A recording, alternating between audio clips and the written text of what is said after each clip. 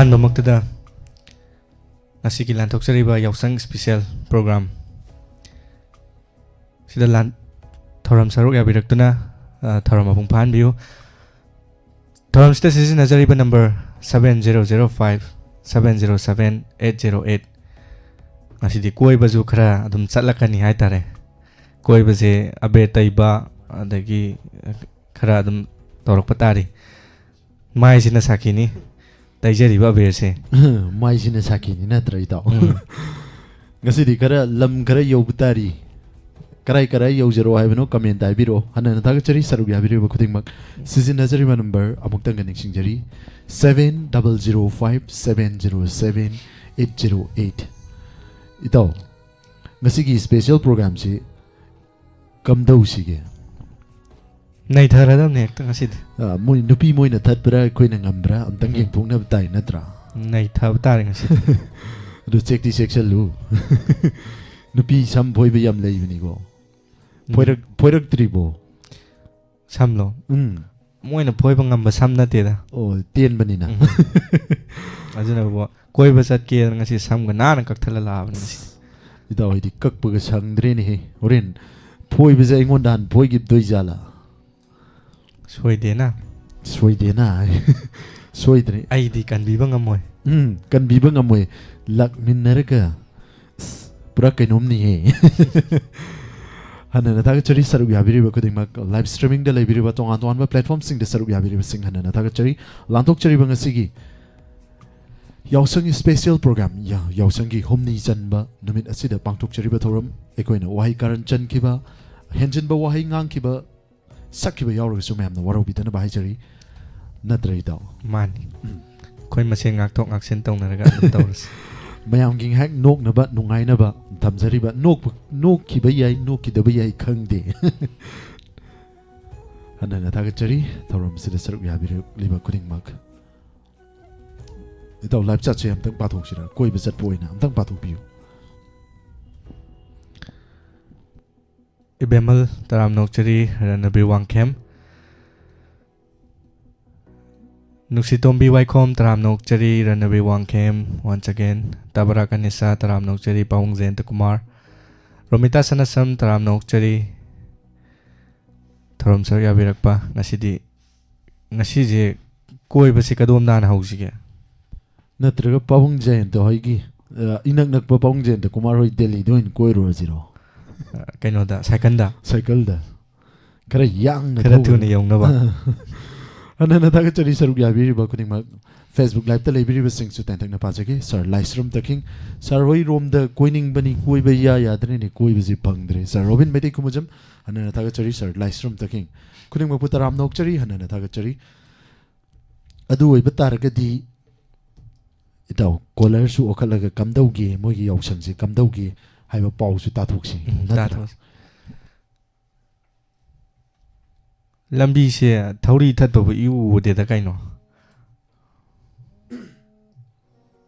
khangde yausang sport su adum laikai khuding gi loi tawna rabni no jikan ji kari haiba tare leisabi macha gai di thatning ba laikai gi mabung mo pa sing ji na nganga kadra mayap ta koi law kadra na muksung ki ba moin tawri si natra law bini do jikan di mani adu koi ba chat pa se handakti angang macha da gi horaga ahan bok se si natri law yadre ne paisa se hojikan ji chandi law yadre ni sine kamai tawri bjan chandi ji sangam mabjalamoy siju hang ba ya ba wahang natra mani chanadri adune ngasai ai se thauram tawge na sida lak pani do adum chat khini paisa ji adu tawu matam gi chatnabi ni natrai daw pochai gi matam mamal tang gi na maram moraga moju that libugi athat man je sauruk patam ni ma koi sauru yaroi noina da zaya brand hoji dukandar gi garim tawjala azudum adum lahau tam ni natra hanana thaga chari ahan ba caller pai khala sira itaw na pai ket piu ahan ba caller je kanano amta okna biu hello Montanaro. Ma kaukselak pasida nupa saraga koi chat ke taram technique ngom yausale tawri Ade olena Montana wai ama mo นั่งมีตะกอกถูกเดินแล้วก็ มานีมวนชนานี มวนชนะกอกถูกเราไปให้ตาเลย ฮาว อ๋อดูพาเลยมวนชนะสักซาระบอก ซารี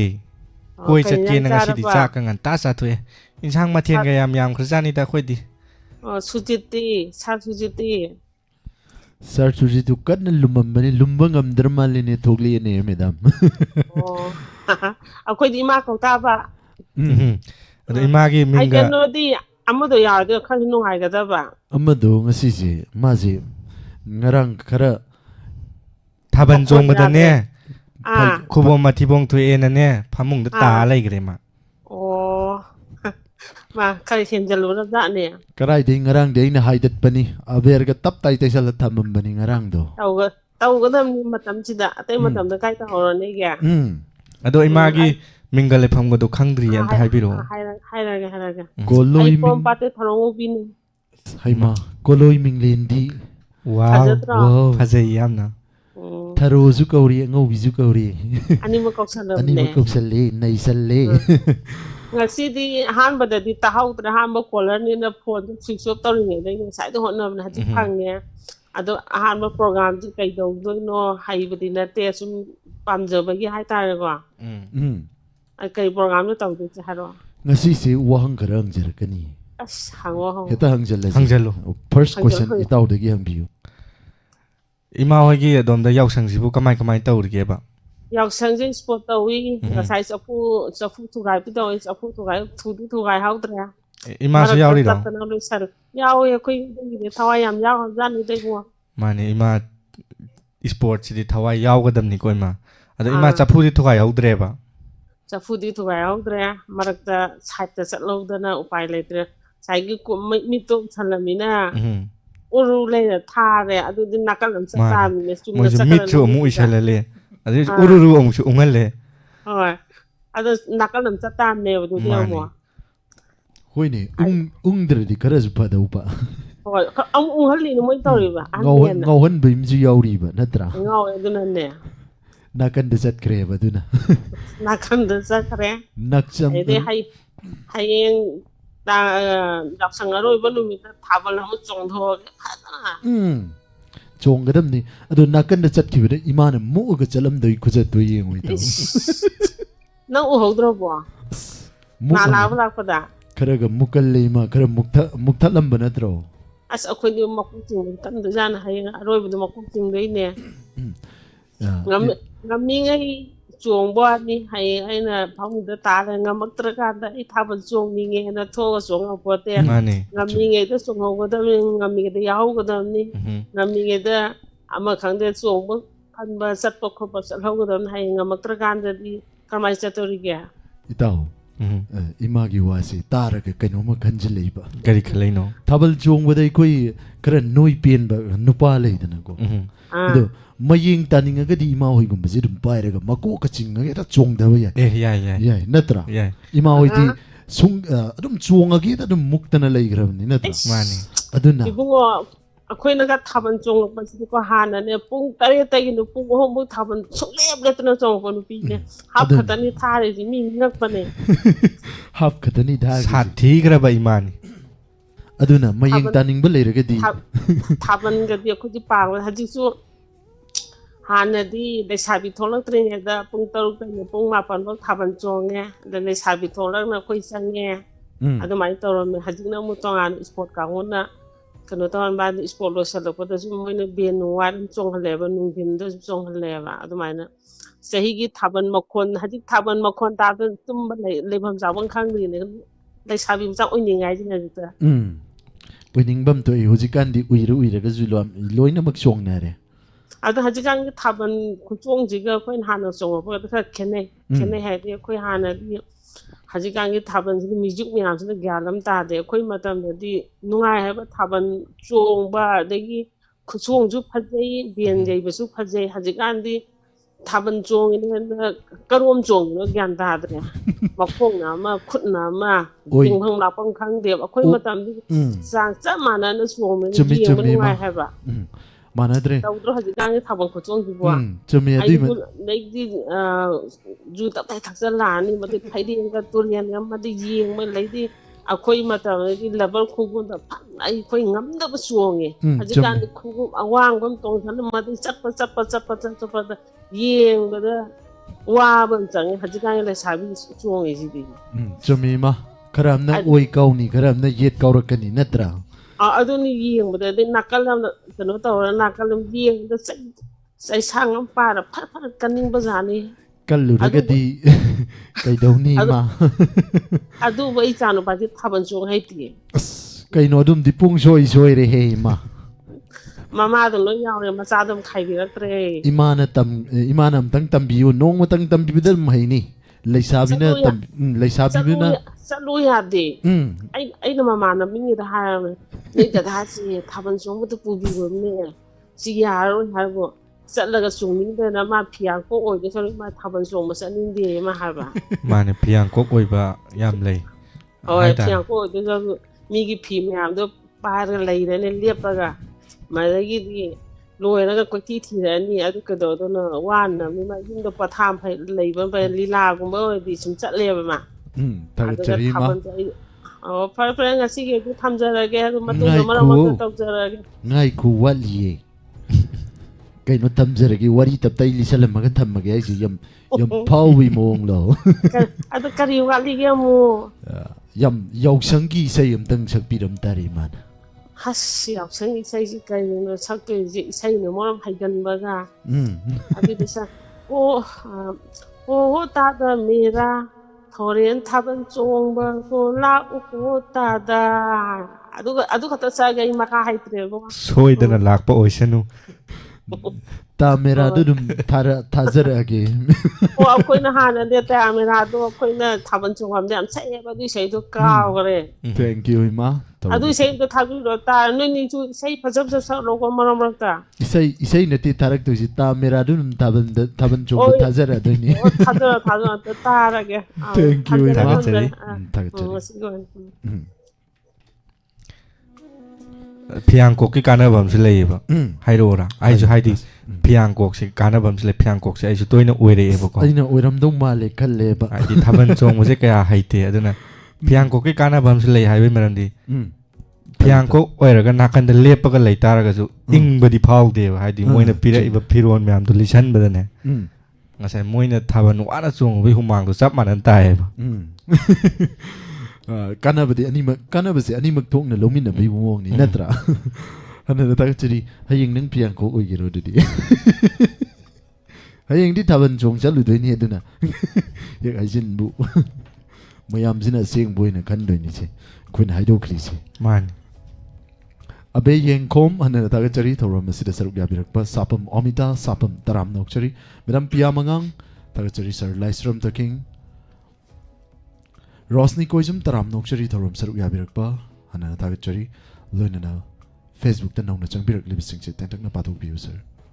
Facebook ꯅꯠꯇꯦ YouTube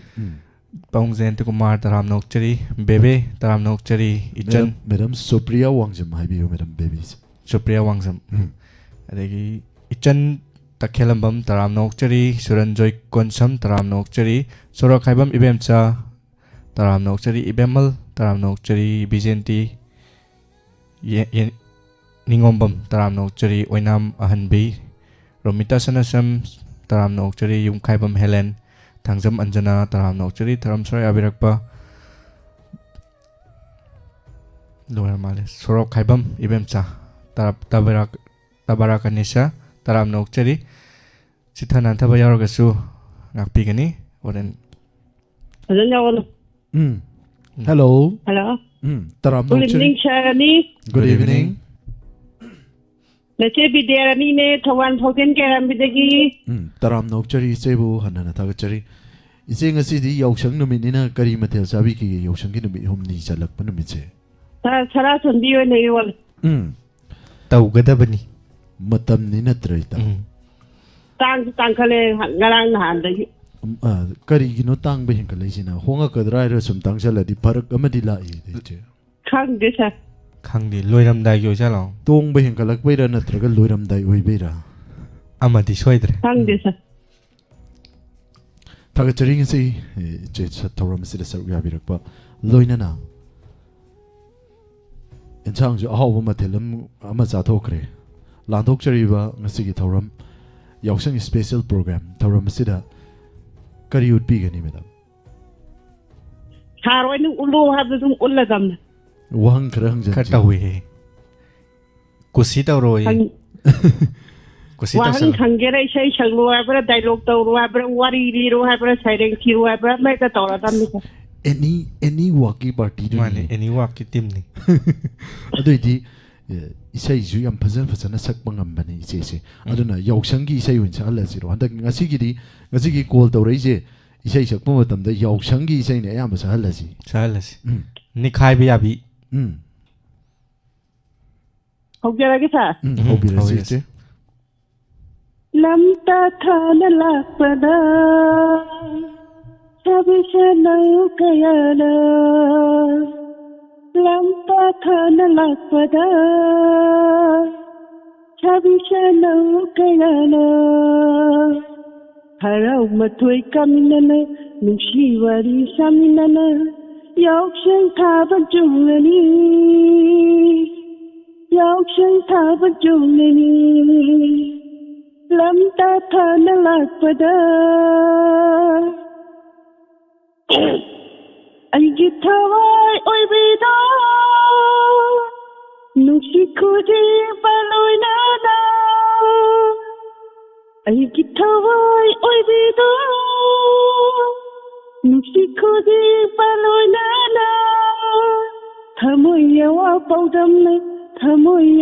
paudam na yaukshang thaba junglani yaukshang thaba junglani lamta thana lakpada chabishana kayana nudana pada thekeba angamba atagula nudana pada thekeba angamba atagula kaibuna sakhi oikiba aigi thamoina kaungamdi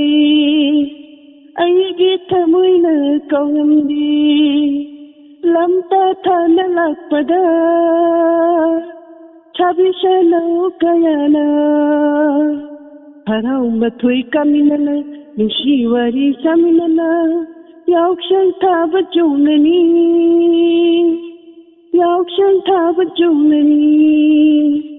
lamta thana lakpada sabishana kayana lamta thana lakpada sabishana kayana okay sir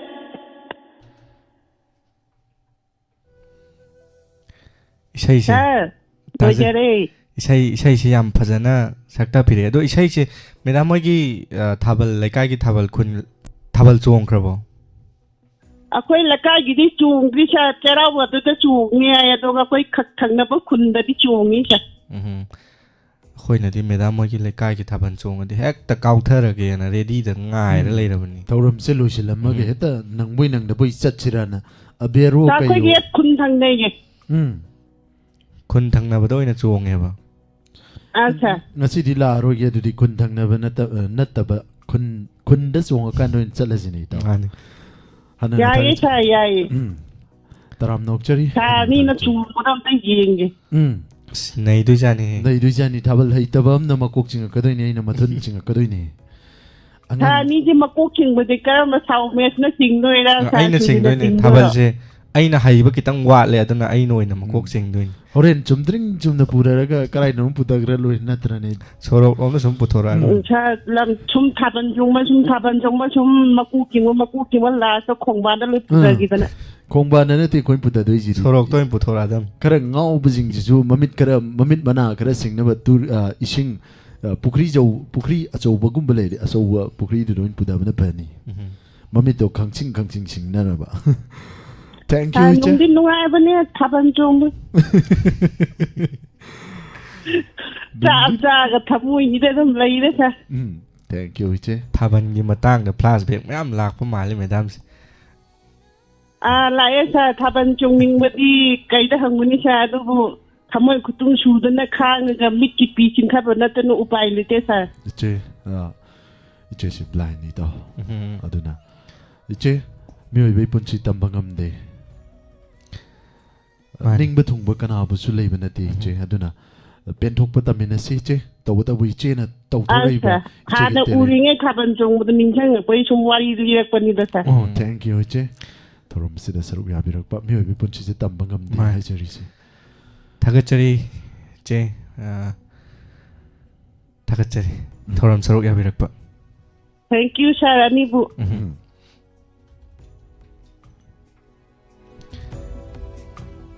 मानी मियोय बगी पुंसी तंबंग मनते नत्रा थाबन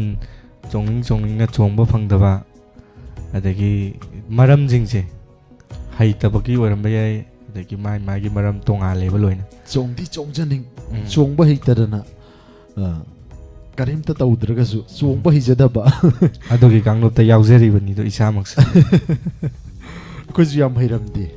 ichan nupi imna takpiri aikoi matamda akona class 11 kar kandani ichan nupi imna tambire ado hojik su yam kana hairuli nati sar olen hoina sum akoina thoram go tawdum khangani manga kanik tana jagoi busabo kari buto miss olini na tawri do du koi namjadi ममांगी यावसंग द थेगा dress का तोंगान वन सेलगा चोंग द याम हाइगिबनी nei gimni adumaina chongurasira khangdi haibaitaba aduidi loina yengnarakani khoida yengoidrane yengdoini phi ga ta gai chongibani numittuju yengo numittuda mayamna hubjal yengibdo अखोइना थाबन हौदोमिन mi atai chongdringeda koina haudomini yo lingdra haibaitaba linga loire nadra matangi call lo khachage kananu yengasi da hello hello तराम नोकचरी मिंगल फम ga हाइबियो khambok tagi ma ten no ni सिदि लेसाबी दुनी hai tombinai phau le sabi duni खंगाबोक तगी tombino phawdrik phawbi ai pang te power cd kaino nangdi nahan leisaringai da nupagi masam gi am phoiri hai chummi jalo sibo chummi kaigino nangna du am phawri do ni sei da pa power ni अखोइ लेकाइ दा सो मा लei अदु ओइरम तारे इमा हुजिकी इमा सिना संपोरक पैरंग लवाई तांग लेबदो खंगाबोक तगी मसक मा तौ फजबी इमा तोमबिनौ किना संपोरक बने हाइदु ओइ ताइ oi mani kara kari hai tare kara power kanano olen aya sir olen jabam yausale YouTube ta aduga aya nairi he naira ani sar ngasidi nai bai da kap kram ni omese ka masagi da kapam ni kapam ni ima to binok su khangi je udra taga charima mai makada ni da don ta lo kapam ni ngarang ju udra adu itong nongonda battery ju uthongna yamna kari kaido asingang sa sung na hanjal le ngau बर खंगदे nga sai nupi do adu nongonda tairi khutai je kainom ni aduni ai gi khutna tairak pani je khangi nangi du kari na tairi no kin noina taira बर खंगदे kin na tairi na mind taklai ra gyan min ta dre mi taugi aber ku tai du bo ado ima kai mathel charage ai si insang kalso chong ai thanda jab ni na kalso chongi ado ima ngasigi yausang special thoram sida ima gi apam to yausang gi sei phajaba abe tai na bai sei phajawam thawke ima na thaina naha oringai gi wakalon naha oi mahau du kaw dri adu ningsing ga saklo ima thawke mutta thamu ko asom da hanjil sei je hauragi ko hawirasi ma sujika ꯅꯤꯡꯉꯝꯕꯗꯨ ꯑꯩ ꯄꯥꯡꯊꯣꯛꯈ꯭ꯔꯦ Omes Lukram haibine. ꯑꯣꯃꯦꯁꯀ ꯁꯨꯇꯤꯀ ꯏꯆꯥ ꯁꯨꯇꯤꯅꯦ ꯏꯆꯥ ꯑꯣꯃꯦꯁꯅꯦ ꯑꯅꯤꯅ ꯐꯝꯂꯧ ꯕꯥꯕꯨ ꯑꯣꯏ ꯇꯥꯕꯤꯌꯨꯀꯣ ꯍꯧꯖꯤꯛ ꯅꯤꯈꯥꯏꯕ ꯍꯧꯔꯛꯑꯗꯕꯅꯤ Babu koidoi nate akhoi di dancer ne dance tarukodoi ne. ꯑꯣ ꯌꯥꯏ dance ꯇꯧ Hobirasima. ꯍꯧꯔꯒꯦ ꯑꯁꯤ ꯃꯨꯠꯇ ꯊꯝꯃꯨꯀꯣ ꯑꯁꯣꯝꯅ ꯍꯟꯖꯜꯂꯦ ꯊꯝꯕꯥꯟ ꯊꯝꯕꯧ ꯊꯝꯅꯥꯂꯛꯇ ꯊꯥꯗꯣꯛꯄ ꯆꯃꯨꯒꯨꯝ ꯅꯤꯡꯇꯝꯅ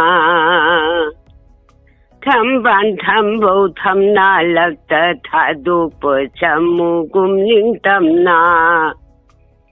ꯀꯣꯏꯆꯦꯟ ꯆꯦꯜꯂꯤ ꯀꯣꯏꯇꯥꯟ ꯇꯥꯜꯂꯤ ꯀꯣꯏꯆꯦꯟ ꯆꯦꯜꯂꯤ ꯀꯣꯏꯇꯥꯟ ꯇꯥꯜꯂꯤ कापली पेसकारी थम्बान थम्बौ थम्ना लगत थादोप छमुगुम निंतमना सखी सिंह चुलोली है पाले पान मरुमा रखता कोई न थीरी लोन कृष्ण ना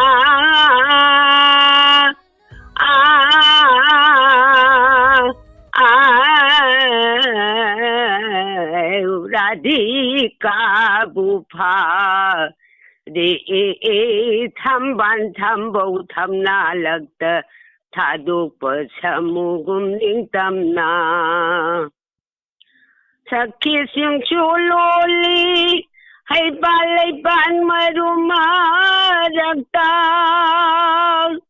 कोई न थीरी लोन कृष्ण ना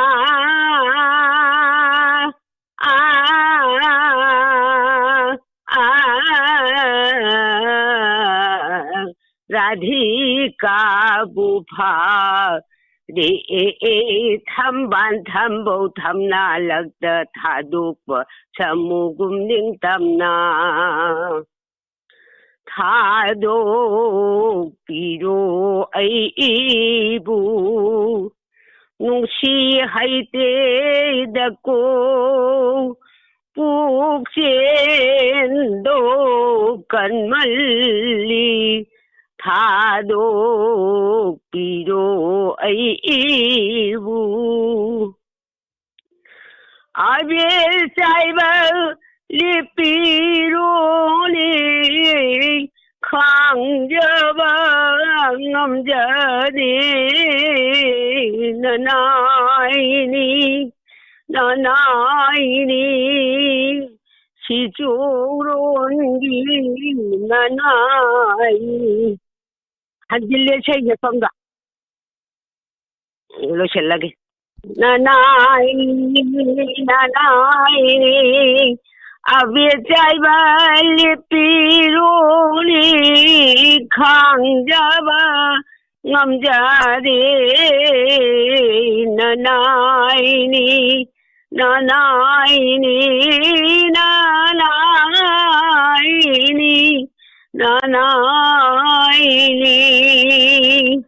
로실라게 Tagatarima Abir Saiba Sumle Bakterani Mitu ꯇꯝꯅꯕꯒ ꯅꯪꯍꯧꯗ꯭ꯔꯦ ꯏꯁꯩ ꯐꯖꯅ ꯁꯛꯊꯔꯝꯃꯒ ꯂꯣꯏꯁꯜꯂꯒꯦ ꯍꯥꯏꯔꯒ ꯄꯠ ꯀꯛꯊꯠꯈꯤꯌꯦ ꯏꯃꯥꯁꯤ ꯄꯨꯔꯥ ꯀꯩꯅꯣꯝꯅꯤ ꯏꯃꯥ ꯇꯣꯝꯕꯤꯅꯣ ꯑꯗꯨꯒ ꯌꯥꯏꯊꯣꯏ ꯍꯦꯟꯕꯤ ꯍꯩꯁꯅꯥꯝ ꯃꯦꯗꯥꯝꯅ ꯍꯥꯏꯕꯤꯔꯛꯏ ꯀꯔꯤꯒꯨꯝꯕ ꯑꯃꯇꯪ ꯍꯥꯏꯖꯒꯦ ꯃꯅꯤꯕꯦꯛ ꯑꯃ ꯈꯨꯜꯂꯦ ꯍꯥꯏꯅ ꯍꯥꯏꯕꯤꯔꯛꯏ ꯇꯈꯦꯜꯂꯝꯕꯝ ꯁꯟꯇꯣꯁ ꯄꯂꯦꯟꯗꯒꯤꯅꯤ ꯍꯥꯏ ꯈꯨꯜꯂꯤꯕ ꯃꯐꯝꯅ ꯅꯣꯡꯃꯥꯏꯈꯣꯡ ꯃꯈꯥ ꯂꯩꯀꯥꯏ ꯃꯌꯥꯝꯅ ꯈꯪꯅꯕꯤꯕ ꯌꯥꯎꯔꯒꯗꯤ ꯑꯗꯨꯝ ꯄꯥꯎ ꯄꯤꯕꯤꯕ ꯌꯥꯏ ꯁꯤꯌꯔ ꯇꯧꯕꯤꯕꯁꯨ ꯌꯥꯏ ꯍꯥꯏꯕꯤꯕ ꯔꯦꯗꯤꯑꯣꯗ ꯇꯥꯕꯤꯕ ꯌꯥꯎꯔꯒꯁꯨ ꯃꯔꯤ ꯃꯇꯥ ꯌꯥꯎꯔꯒꯗꯤ ꯅꯠꯇ꯭ꯔꯥ ꯃꯥꯅꯤ ꯇꯈꯦꯜꯂꯝꯕꯝ ꯁꯟꯇꯣꯁ ꯑꯗꯣꯝꯒꯤ ꯃꯅꯤꯕꯦꯛ ꯇꯥꯍꯧꯕꯤꯕ ꯂꯩꯔꯒꯗꯤ ꯃꯦꯗꯥꯝ ꯌꯥꯏꯊꯣꯏꯍꯦꯟꯕꯤ ꯍꯩꯁꯅꯥꯝ ꯃꯦꯗꯥꯝꯗꯒꯤ ꯂꯧꯕꯤꯕ ꯌꯥꯒꯅꯤ ꯐꯣꯟ ꯅꯝꯕꯔ ꯀꯩꯀꯩꯗꯤ ꯑꯝ ꯇꯥꯄꯛꯇ꯭ꯔꯦ ꯑꯦꯗꯚꯔꯇꯤꯁ ꯅꯠꯇꯕꯅꯤꯅ ꯈꯨꯜꯂꯦ ꯍꯥꯏꯕꯒꯤ ꯑꯦꯗꯚꯔꯇꯤꯁ ꯇꯥꯍꯧꯔꯦ ꯍꯥꯏꯕꯒꯤ ꯑꯦꯗꯚꯔꯇꯤꯁꯇꯤ ꯑꯗꯨꯝ ꯂꯥꯛꯑꯦ ꯑꯗꯨꯒ ꯈꯨꯜꯂꯦ ꯍꯥꯏꯕꯒꯤꯗꯤ ꯑꯇꯥꯡꯕꯅꯤ ꯅꯠꯇ꯭ꯔꯥ ꯃꯦꯗꯥꯝꯅ ꯍꯥꯏꯕꯤꯔꯛꯄ ꯍꯟꯅ ꯊꯥꯒꯠꯆꯔꯤ ꯃꯦꯗꯥꯝ ꯌꯥꯏꯊꯣꯏꯍꯦꯟꯕꯤ ꯍꯩꯁꯅꯥꯝ ꯃꯦꯗꯥꯝ ꯅꯦꯅꯥ ꯀꯥꯕ꯭ꯔꯝꯕꯝ ꯃꯦꯗꯥꯝ ꯄꯤꯌꯥ ꯃꯉꯥꯡ ꯅꯤꯡꯉꯣꯜ ꯂꯩꯃ ꯃꯦꯗꯥꯝ ꯄꯤꯌꯥ ꯃꯉꯥꯡ once again ꯊꯥꯒꯠꯆꯔꯤ ꯔꯣꯁꯅꯤ ꯀꯣꯏꯖꯝ ꯍꯟꯅ ꯊꯥꯒꯠꯆꯔꯤ ꯕꯥꯂꯣ ꯏꯃꯥ ꯀꯣꯂꯔ ahal oiraktaurira ꯑꯩꯗꯤ ꯁꯤꯒꯨꯝꯕ ꯏꯁꯩꯁꯤ ꯇꯥꯕꯗ ꯌꯥꯝ ꯅꯨꯡꯉꯥꯏ ꯄꯥꯝꯖꯩ ꯃꯦꯗꯝ ꯔꯣꯁꯅꯤ ꯀꯣꯏꯖꯝ ꯅꯥꯏꯕꯤꯔꯛꯏ ꯃꯦꯗꯝ ꯍꯦꯃꯟꯇ ꯕꯕꯤꯇꯥ ꯍꯟꯅ ꯊꯥꯒꯠꯆꯔꯤ ꯁꯔ ꯂꯥꯏꯁ꯭ꯔꯝ ꯇꯈꯤꯡ ꯁꯔ ꯔꯣꯕꯤꯟ ꯃꯩꯇꯩ ꯈꯣꯡꯃꯨꯖꯝ ꯌꯥꯏꯊꯣꯏꯍꯦꯟꯕꯤ ꯍꯩꯁꯅꯥꯝ ꯍꯟꯅ ꯊꯥꯒꯠꯆꯔꯤ ꯁꯔꯨꯛ ꯌꯥꯕꯤꯔꯤꯕ ꯈꯨꯗꯤꯡꯃꯛ ꯅꯤꯡꯉꯣꯜ ꯂꯩꯃ ꯂꯣꯏꯅꯅ ꯌꯨꯇ꯭ꯌꯨꯕꯇ ꯂꯩꯕꯤꯔꯤꯕꯁꯤꯡ ꯇꯦꯟꯇꯛꯅ ꯄꯥꯊꯣꯛꯄꯤꯌꯨ sir Ibemal Taram Nokchuri Yumkaibam Helen Bimola Koncham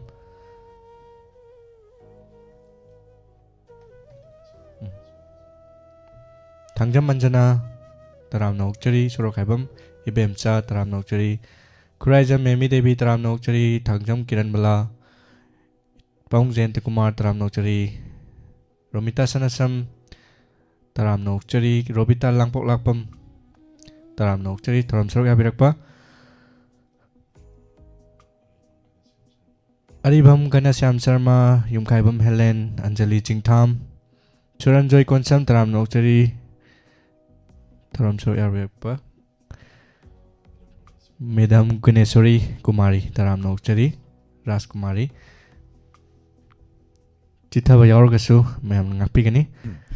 Hanana Tagachari Saruk Yabirakliba Toramasibo Mapungfan Bigani Hana Leng Birakliba Lengsin Birakliba Tongan Tongan platforms in the Konjal Oina Visual Oina Saruk Yabiri Sing Hanana Tagachari Madam Savitri Wickup Madam Basu Tagachari Nungsitom BY Com Hanana Tagachari Madam Supriya Wangjam Anandi Okram Taram Nokchari Madam Sunita Devi Tagachari Madam Tangjamanjana Rasovati Devi Adhikari Mayum Madam Basu Hanana Tagachari Kumam Bimolata Tabarakanaisa Romita Sanasam Hanana Tagachari Thoramasigi Matagi Kol Lokachagi Itao Hello Masi heta Kaijal Zero Kaijal Hello Hello Kaino Thori Thatpa Dugyam Kaino Tauraga Talisi Kaigino Hello Hello Sarani Bukhavachari Taram Nokchari Madam Kota Virakwa Mingale from Gaibio Jaipurtagi Munasan Tausa Hanana Tagachari Nasiki Tauram Sida Saru Gabirakwa Imabu Hanana Tagachari Kari Metal Chabi Kigi Imanga Sise Sarangasi Yahong and biggest house and biggest home. Haima Yahong and Bidu Yam Toire Kaido Kari Gui of Zano I wish I had time in how was it Araba? Ikui Chagin Tanina Howard and Sagado Zaba Natra Man Sagadam Kari Haibatare Matamse Queen Adam Zada Bidum Lerek Tuinina Mane Hanana Tagachari Madam Sigi Tauram Sida Saru Yabirak but Luina Lantok Chariba Tauram Sida Isay Amatang Shakpi Karam Base Kurota Bigani Madam Sarai Yokangi Mari in the second Yausanga Mari Lenava Isay Hadi Yausang Matam Nina Yausanga Mari Lenava Isay Shakpige Haba Isay Hobirasi Madam How dare it? Saban tong balak jage nimun putta pai jage nimun putta pai jage saban tong balak diyo nimun putta pai diyo nimun putta pai diyo horin sina laga pai je hai baja tati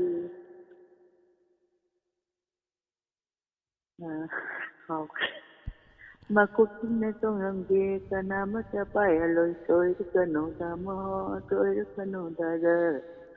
Toy the Kanu Tamo, Toy the Kanu Butter, Toy the Kero, Gary Jamba, hold the Gigo, Tahilu the Kid. Haven't come by like again, one could capite again, one could capite again.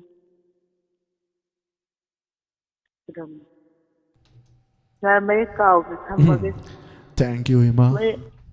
Hanana Tagachari Ima. Imana called Obirak to Nangasigi Masida Sarugia Birak, but Loinana, Yausang Hariba Kumhay Siga Marilena, Imana say Pazabama, Yamna Bam Natanari Bay say Yaushangi Yak Lobi say Makudol and Biramba, Hanana Tagachari. All right, thank you. Tagachari. Masaya Queen of Koichaludo. At a beer Terapadan Nungdang Sura Krabkang Sai. Lupas Anisha Pipi Rugi. Oh, Pulay Young Nancy Pulini. Pan give us a Gadugamana, bro. Manay Adugin in Hiraisi. Nungdang by Yaragati Shom the Yam Nungdang by Facebook like I see Mui Nungdang Mactani Yepisi. Oh, ꯃꯣꯏ ꯂꯩꯀꯥꯏꯗꯔ ꯈꯪꯗꯦ ꯉꯁꯥꯏ ꯆꯪꯁꯤꯜꯂꯨꯕꯗꯣ ꯑꯩꯅ ꯎꯝ ꯑꯅꯤ ꯆꯠꯄꯤꯁꯦ ꯇꯥꯛ ꯂꯥꯎꯅ ꯂꯪꯁꯤꯟꯕꯅꯦꯕ ꯑꯩꯅ ꯁꯥꯔ ꯑꯅꯤꯁꯤ ꯉꯥꯎꯁꯤꯟꯅꯕ ꯉꯥꯡ ꯃꯥꯜꯂꯤ ꯉꯥꯎꯁꯤꯟꯅꯕ ꯅꯠꯇꯤꯌꯦ ꯐꯩꯖꯤꯟꯅꯕꯅꯦ ꯆꯥꯟꯗꯤ ꯆꯠꯄꯤ ꯑꯅꯤꯁꯦ ꯇꯥꯛ ꯂꯥꯎꯅ ꯂꯪꯁꯤꯟꯕꯗ ꯆꯠꯅꯗ꯭ꯔꯦꯅ ꯅꯨꯡꯊꯪꯅ ꯁꯨꯔꯛꯄꯅꯦꯕ ꯑꯗꯨꯗꯕꯨ ꯌꯦꯡꯉꯣꯗꯅ ꯄꯥꯟꯐꯝ ꯆꯥꯗꯗꯅ ꯂꯋꯥꯏꯗꯒꯨꯝꯕ ꯄꯥꯜꯂꯝꯃꯣ ꯀꯔꯤꯅꯣ ꯑꯩꯈꯣꯏ ꯑꯣꯏꯗꯣꯏꯁꯦ ꯈꯪꯗ꯭ꯔꯦꯗ ꯄꯨꯔꯥ ꯀꯩꯅꯣꯝꯅꯤ ꯌꯥꯎꯁꯪꯗ ꯌꯥꯎꯁꯪꯅꯤ ꯃꯦꯗꯥꯝꯅꯦꯅ ꯍꯥꯏꯕꯤꯔꯛꯏꯁꯤ ꯀꯔꯤꯅꯣ ꯌꯥꯎꯁꯪꯗꯕꯨ ꯌꯥꯎꯁꯪꯒꯤ ꯀꯨꯝꯍꯩ ꯃꯆꯨꯒ ꯇꯩꯗ꯭ꯔꯗꯤ ꯑꯩꯈꯣꯏꯕꯨ ꯌꯥꯎꯁꯪ ꯃꯥꯟꯈꯤꯗꯔꯣ ꯃꯥꯅꯤ ꯀꯩꯅꯣꯝ ꯇꯧꯔꯤ ꯇꯧꯔꯤꯁꯤ ꯑꯗꯨꯅ ꯊꯥꯒꯠꯆꯔꯤ ꯍꯌꯦꯡꯗꯤ ꯑꯁꯦꯡꯕ ꯌꯥꯎꯁꯪꯁꯦ ꯀꯣꯏꯕ ꯆꯠꯇꯣꯏꯅꯤꯅ ꯑꯕꯦꯔꯁꯦ ꯈꯔ ꯆꯥꯗꯣꯏꯔꯥ ꯑꯩꯈꯣꯏ ꯁꯨꯡꯇꯩ ꯇꯩꯔꯛꯇꯕ꯭ꯔꯥ ꯀꯩꯅꯣꯝꯗꯤ ꯇꯧꯔꯅꯤ ꯍꯧꯖꯤꯛꯀꯥꯟꯁꯦ ꯀꯩꯗꯧꯔꯕꯅꯣ ꯈꯪꯗꯦ ꯑꯩꯈꯣꯏꯗ ꯌꯥꯎꯁꯪꯒꯤ ꯑꯕꯦꯔꯁꯦ ꯉꯁꯥꯏꯒꯤ ꯅꯨꯄꯤꯗꯨ ꯅꯠꯇꯅ ꯑꯇꯩꯗꯤ ꯑꯝꯇ ꯇꯩꯔꯛꯇ꯭ꯔꯤ ꯑꯗꯨ ꯑꯣꯏꯔꯒꯅ ꯉꯁꯤ ꯃꯥꯏ ꯇꯥꯊꯣꯛꯑꯔꯣꯏ ꯍꯌꯦꯡꯁꯨ ꯁꯨꯃꯥꯏꯅ ꯑꯗꯨꯝ ꯆꯠꯂꯅꯤ ꯃꯥꯟꯅꯕ ꯅꯠꯇ꯭ꯔꯥ ꯃꯊꯪꯒꯤ ꯀꯣꯜ ꯂꯧꯈꯠꯄꯤꯌꯨ ꯁꯥꯔ ꯍꯜꯂꯣ ꯍꯜꯂꯣ ꯇꯔꯥꯝꯅ ꯑꯣꯛꯆꯔꯤ ꯃꯦꯗꯥꯝ ꯃꯤꯡꯒ ꯂꯩꯐꯝꯒ ꯍꯥꯟꯅ ꯍꯥꯏꯕꯤꯌꯨ ꯌꯥꯏꯔꯤꯄꯣꯛꯇꯣꯞꯇꯒꯤ ꯃꯅꯤꯊꯪ ꯀꯧꯋꯦ ꯁꯤꯗꯤ ꯊꯥꯏꯅ ꯂꯩꯁꯥꯔꯤꯉꯩꯗ ꯌꯥꯝ ꯐꯥꯎꯔꯛꯈꯤꯕꯗꯨꯅꯤꯍꯦ ꯅꯪ ꯈꯪꯍꯧꯕ꯭ꯔꯥ ꯑꯣ ꯊꯥꯔ ꯑꯅꯤꯒꯤ ꯐꯨꯔꯤꯠ ꯑꯉꯧꯕ ꯂꯤꯠꯂꯣ ꯑꯗꯨꯒ ꯃꯥꯏꯗ ꯄꯥꯎꯗꯔ ꯇꯩꯕꯁꯦ ꯌꯥꯝ ꯐꯖꯩꯌꯦ ꯑꯕꯦꯔꯅꯤꯍꯦ ꯑꯗꯨꯅꯦ ꯃꯇꯧ ꯃꯥꯜꯂꯦꯕ ꯌꯥꯎꯁꯪ ꯃꯇꯧ ꯈꯔ ꯉꯥꯎꯁꯟꯅꯅ ꯍꯧꯔꯛꯄ ꯑꯗꯨꯅꯅꯦ ꯐꯖꯩ ꯇꯥꯟꯅꯅ ꯊꯥꯒꯠꯆꯔꯤ ꯂꯣꯏꯅꯅ ꯃꯦꯗꯥꯝ ꯍꯣꯏꯒꯤ ꯃꯇꯝꯗ ꯃꯦꯗꯥꯝ ꯍꯣꯏꯅ ꯊꯧꯔꯤ ꯊꯠꯄꯗ ꯀꯔꯤ ꯍꯥꯏꯇꯥꯔꯦ ꯑꯩꯈꯣꯏꯗꯧꯅ ꯉꯥꯎꯁꯟꯅꯕꯒ ꯊꯦꯡꯅꯕꯤꯔꯛꯄꯔꯣ ꯑꯁ ꯀꯗꯥꯏꯗꯒꯤ ꯌꯥꯝ ꯊꯦꯡꯅꯔꯛꯏꯗ ꯏꯕꯨꯡ ꯐꯨꯔꯤꯠ ꯀꯨꯗꯥꯡꯒ ꯁꯦꯒꯥꯏꯖꯥꯅꯤ ꯃꯣꯏ ꯅꯨꯄꯥꯈꯩꯗꯣ ꯑꯩꯈꯣꯏꯅ ꯑꯣꯏꯃ ꯑꯕꯦꯔ ꯇꯩꯕꯒꯤ ꯑꯩꯈꯣꯏꯗꯒꯤ ꯁꯔꯨꯛ ꯆꯥꯝꯃ ꯍꯦꯟꯅ ꯁꯥꯊꯤꯈ꯭ꯔꯦ ꯁꯤꯗꯤ ꯑꯗꯣ ꯑꯩꯈꯣꯏ ꯁ꯭ꯋꯥꯏꯗ ꯑꯩꯈꯣꯏꯁꯦ ꯁ꯭ꯋꯥꯏꯗ ꯁꯨꯝ ꯂꯩꯕꯁꯤꯡ ꯁꯨꯝ ꯉꯥꯎꯁꯟꯅꯗꯕꯣꯏꯒ ꯈꯜꯂꯝꯒꯅꯤ ꯅꯠꯇ꯭ꯔꯥ ꯑꯩꯈꯣꯏꯗꯤ ꯑꯕꯦꯔ ꯇꯩꯔꯛꯄꯁꯦ ꯁꯟꯊꯛ ꯑꯅ ꯄꯥꯝꯕꯤ ꯑꯃ ꯂꯩꯕꯀꯣ ꯑꯗꯨꯏꯗꯣ ꯄꯥꯏꯔꯒ ꯑꯕꯦꯔ ꯇꯩꯕ ꯆꯪꯕꯗ ꯃꯈꯨꯠꯇꯨꯗ ꯀꯟꯕ ꯇꯤꯜꯂꯥꯏ ꯈꯣꯝꯕꯤ ꯆꯨꯕꯗꯧꯅ ꯄꯣꯝꯖꯥꯅꯤ ꯅꯩꯔꯝꯃꯅꯤ ꯅꯨꯡꯉꯥꯏꯔꯝꯒꯅꯤ ꯑꯗꯨꯗꯤ ꯀꯩꯅꯣ ꯍꯣꯏꯒꯤ ꯃꯦꯗꯥꯝ ꯍꯣꯏꯒꯤ ꯃꯇꯝꯗ